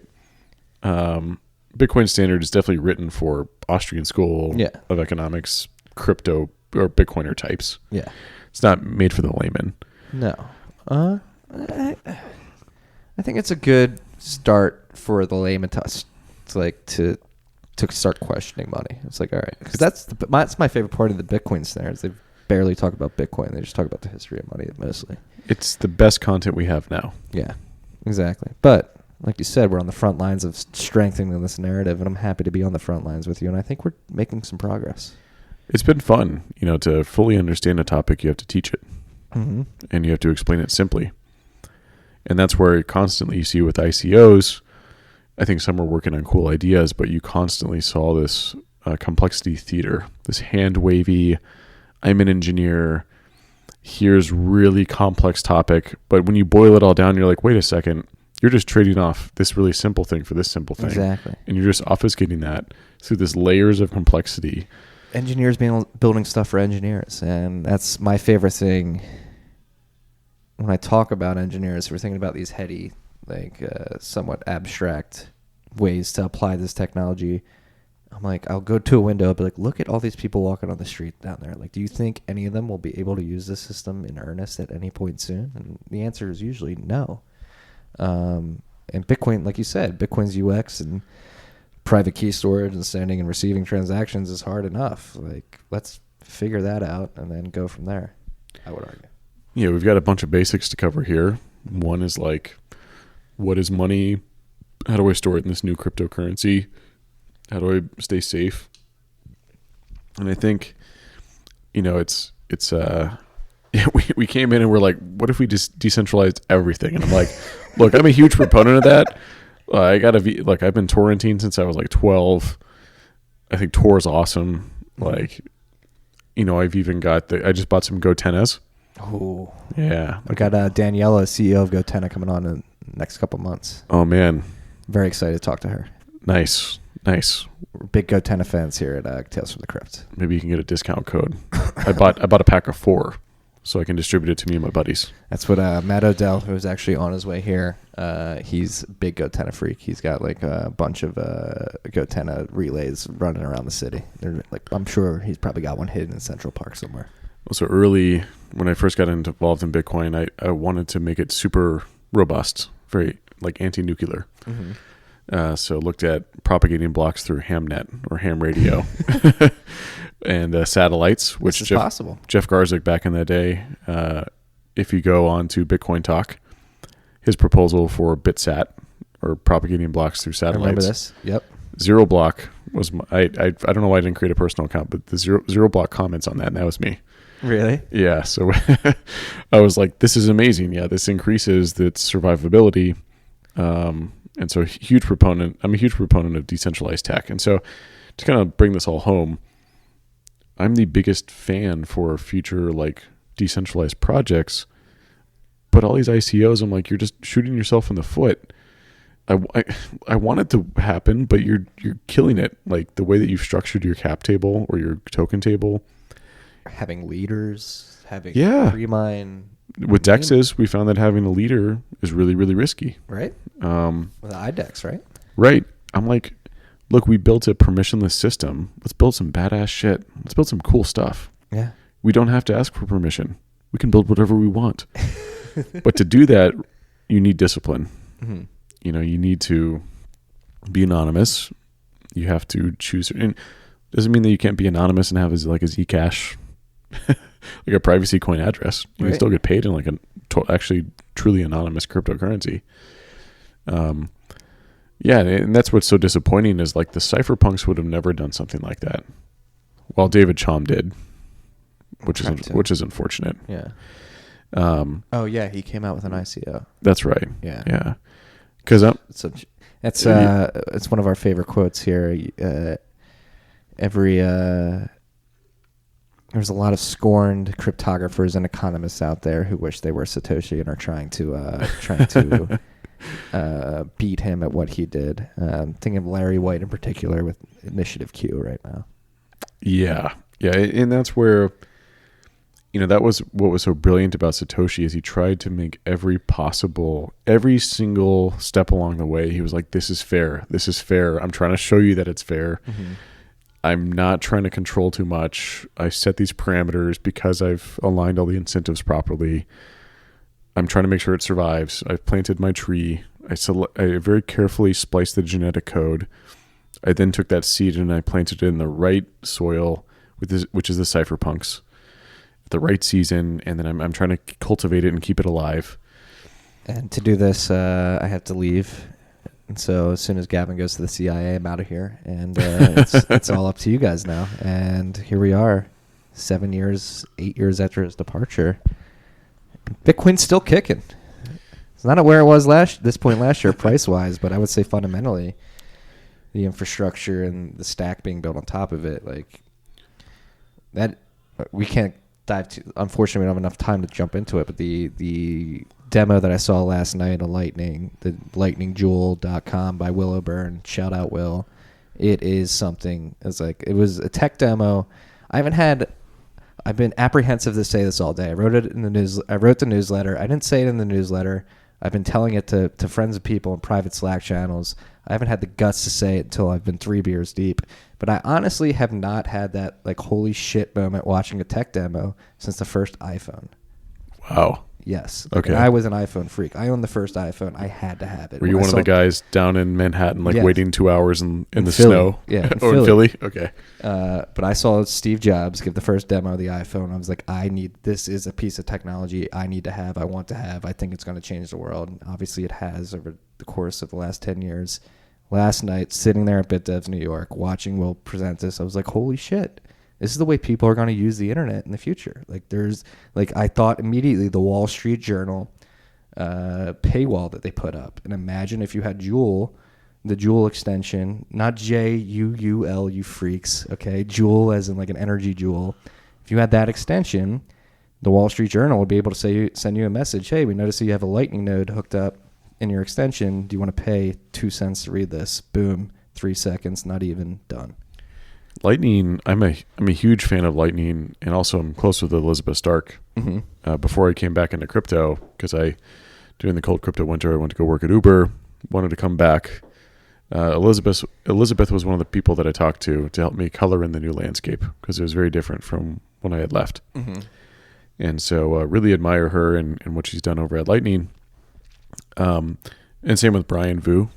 Brian's over there as well. He's one of the early guys at the Bitcoin meetup. Mm-hmm.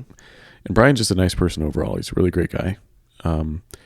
So excited about like Lightning.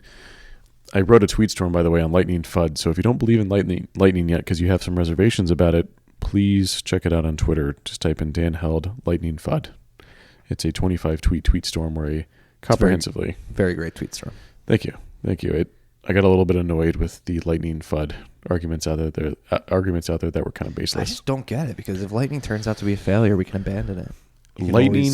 Here's what's great. Lightning in its worst form, let's say it completely quote unquote fails, it would still reduce on-chain transaction volume by like 90% because you could still have the big hubs open up a channel between each other. All right.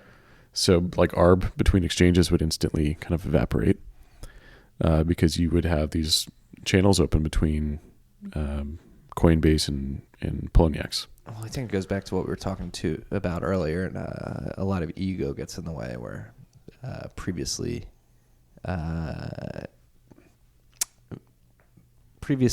vaulted, is that the word I'm looking for? Narratives sort of don't stand the medal of time anymore.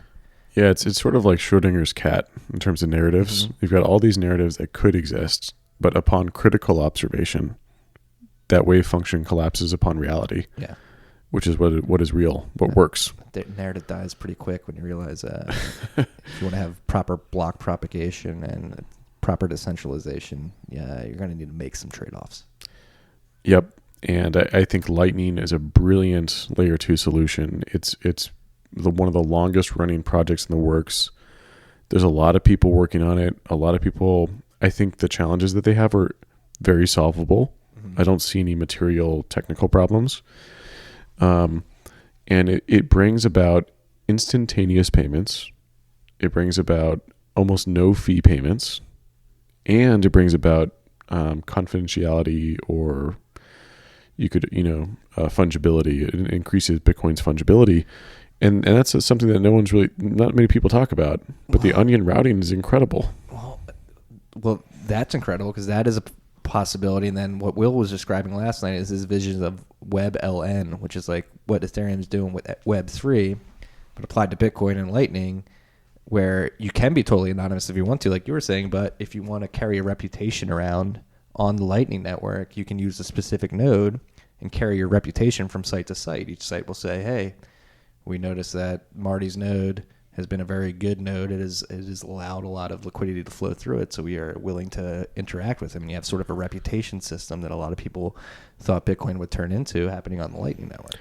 And I think there's really cool stuff with, like, I know you've had Jeremy Welch on here, which Jeremy's an awesome guy. Yeah. It's actually after the Lightning Jewel presentation last night, I immediately introduced Jeremy to Will. I was like, you two have to meet. Nice. I was like, I want to download this extension and play with it with my Casa node, and you need to like figure out how I can find my macaroons, Jeremy. So here's Will. Let's make it happen. I think the hardware nodes plus the hardware Bitcoin nodes plus Lightning node are really critical components of kind of tying the physical world to the digital one. It's also, I think, probably going to be like a badge of honor when you go into like your buddy's place. And if I came in here and I saw that you had a Casa node, I'd be like, oh, okay. Oh, I have one. It's in my closet. But why isn't it out? You gotta proudly display that. Not out. You gotta proudly display that, Marty. The box is right here. Proof. Well, now Jeremy's gonna know. He's gonna know that it's not prominently displayed. It's not. I don't see it on your Christmas tree. You don't have it. I keep my artifacts. I keep my artifacts in the open. I have my 21 computer over here in the corner. Oh, nice. No, that's nice. Nice. That's my artifact. It's we're very old art people here in the Bent household, and 21 Co. The Casa node will be out here in due time. It's still useful right now, though. You could kind of create what the Stevens brothers, Bart and Brad, have at Blockchain Capital's office. What's that? So, by the way, I love those guys. They're really, really cool. Spencer Bogart's great too, and Derek. I love Spencer. Spencer's a great advocate for the space. He is. When he gets on CNBC, I'm like, or Bloomberg, I'm like, I wonder what he's going to say. Buy Bitcoin. When I see him, I'm just like, thank God it's him and not somebody else. Spencer is really eloquent, really, really clear, confident. And Brad and Bart have done a great job in the space. They've been around for a very long time. Derek, kind of one of their newer additions. He's really sharp too. So love those guys. Anyways, at their office, they have a bunch of old miners So, really? Yeah. So if you go into one of their conference rooms, they have some of the old miners from like Butterfly Labs and like really old stuff. They ever get their hand on a gall miner by chance? I don't think anyone ever did, right? Didn't Josh ran away with all that money. Josh Garza ran away with all that money. Man, there's so many scammers in crypto. That's why I say I've survived. Right. I didn't lose my password. I didn't send Bitcoin to the wrong address. But do you feel like you're stronger because of it? Yeah, but I think I've aged mentally about 40 years. I hear you there. Yeah, which is interesting. I've actually been talking to people about this. So we're at Consensus Invest. That's why I'm in town, and talked to a couple of people about this last night, and people seem to agree with it, which is that I think the cohort of Bitcoin investors, because of our resiliency with many boom bust cycles in a very condensed amount of time, we will be the most mentally prepared investor cohort in history, to where if after being in Bitcoin for maybe 2 decades, like 20 years, we will have experienced more boom bust cycles than almost anyone would in their lifetime. Holy shit. Which means that we can allocate capital the most efficiently due to our resiliency and our resolution and our sort of ability to look into the future and then be patient, the low time preference. And the fact you're just battle tested. Most people won't have as many data points to get it right. That's right. Like if I sit here and I see my Apple stock drop 20%, fine. It's cash flowing. It's a business. Great. Like after surviving, it's like the Bane from Batman. Mm-hmm. I was born in it. I was born in the volatility. You merely adopted it, 2017 Bitcoiners. I was born in it. Exactly. Been here for years. You'll get used to it at some point. Yes, exactly. We imagine two more of these, right? Like we'll be like, we've survived, and now I gaze upon these other asset classes with ultimate peace. You think you can survive 80% drops consistently? Like that's we're hardened. I have disdain for you crying after a 30% drop. Suck it up. 10% drop, I'm buying. Like it's crazy. We survived through the most volatile asset class in human history. Well, and that's actually a good sign, right? That it is this volatile, because you would hope a new monetary good, like it has to be this volatile. It wasn't going to be a linear path towards hyper-Bitcoinization. That would never happen. And I want to point out the quote. I forget. I think it was Soil, maybe. Alex Hardy, you quoted, where Bitcoin is more of a psychological phenomenon than it is a technological. Yeah, which really I agree is. with. I mean, Alex and I, we meet up in the city a lot. We talk about this like it is, and I say this all the time on this podcast. Bitcoin changes you more than you change Bitcoin. Bitcoin in the long run will change you more than we ever affect the protocol. Which is why I like it. Yeah, exactly. Is that humans can't change it very easily. But it is a psychology thing where it's like, all right, we're trying to rewire 7 billion brains to come to grips with the fact that this may be an okay form of money for the future. Well, if you look at the logarithmic price action and then you look at the supply, they're really, really close. It's right? It's kind of crazy. I mean, the way that Satoshi architected it was pretty brilliant. Yeah. And some people bash Satoshi for the aggressiveness of the supply schedule, but I think it was necessary. I also think he was human. He was like, I want to see this in my lifetime, right? Which is going to take decades. Yeah. But he's like, I don't want to wait 100 years. Exactly. That makes a lot of sense. I think, it's actually great that you brought that up. Not many people talk about this. Like, why did you choose that supply schedule? Mm-hmm. That issuance schedule? Yeah. Yeah, it's actually a fascinating thing to think about. I wonder, if Satoshi, if he went and he was like, okay, well, if I make it too slow, how do you choose a proper issuance schedule? And that's really tough. And so, I'm really, it's pretty fascinating how perfectly whatever he chose. I mean, what he chose is what we have. It worked. Yeah. We're here now. I guess the next big hurdle will be to figure out the fee market can sustain itself. I have confidence that it will be able to. That's my next article. Yeah. All right. Well, I don't want you to spoil anything. We've been here for 2 hours and 15 minutes almost. Yeah, I hope everyone had enjoyed their experience throughout this podcast. It's been a long. We've had a couple beers, so it's been a very We've had enjoyable. a few beers, and I think the freaks out there are very much enjoying this conversation. It was a great one. Dan, you have a parting note for the freaks? Huddle. You heard it from the man himself. Dan Held is telling you to huddle. He's held for a while. He's huddled for a while. He can say he is held throughout time. That's working for him. Dan, it's been a pleasure speaking with you. It was a great 2 hours. Really, really appreciate you taking the trip to Brooklyn. I hope you have fun tonight. I hope you come back and come to the studio again. And I'm sure we'll have much more to talk about, as Bitcoin will be in a completely different spot the next time we speak. Well, thanks for having me, Marty, and glad we could finally meet up. Bang, bang. Peace and love, freaks. Bow!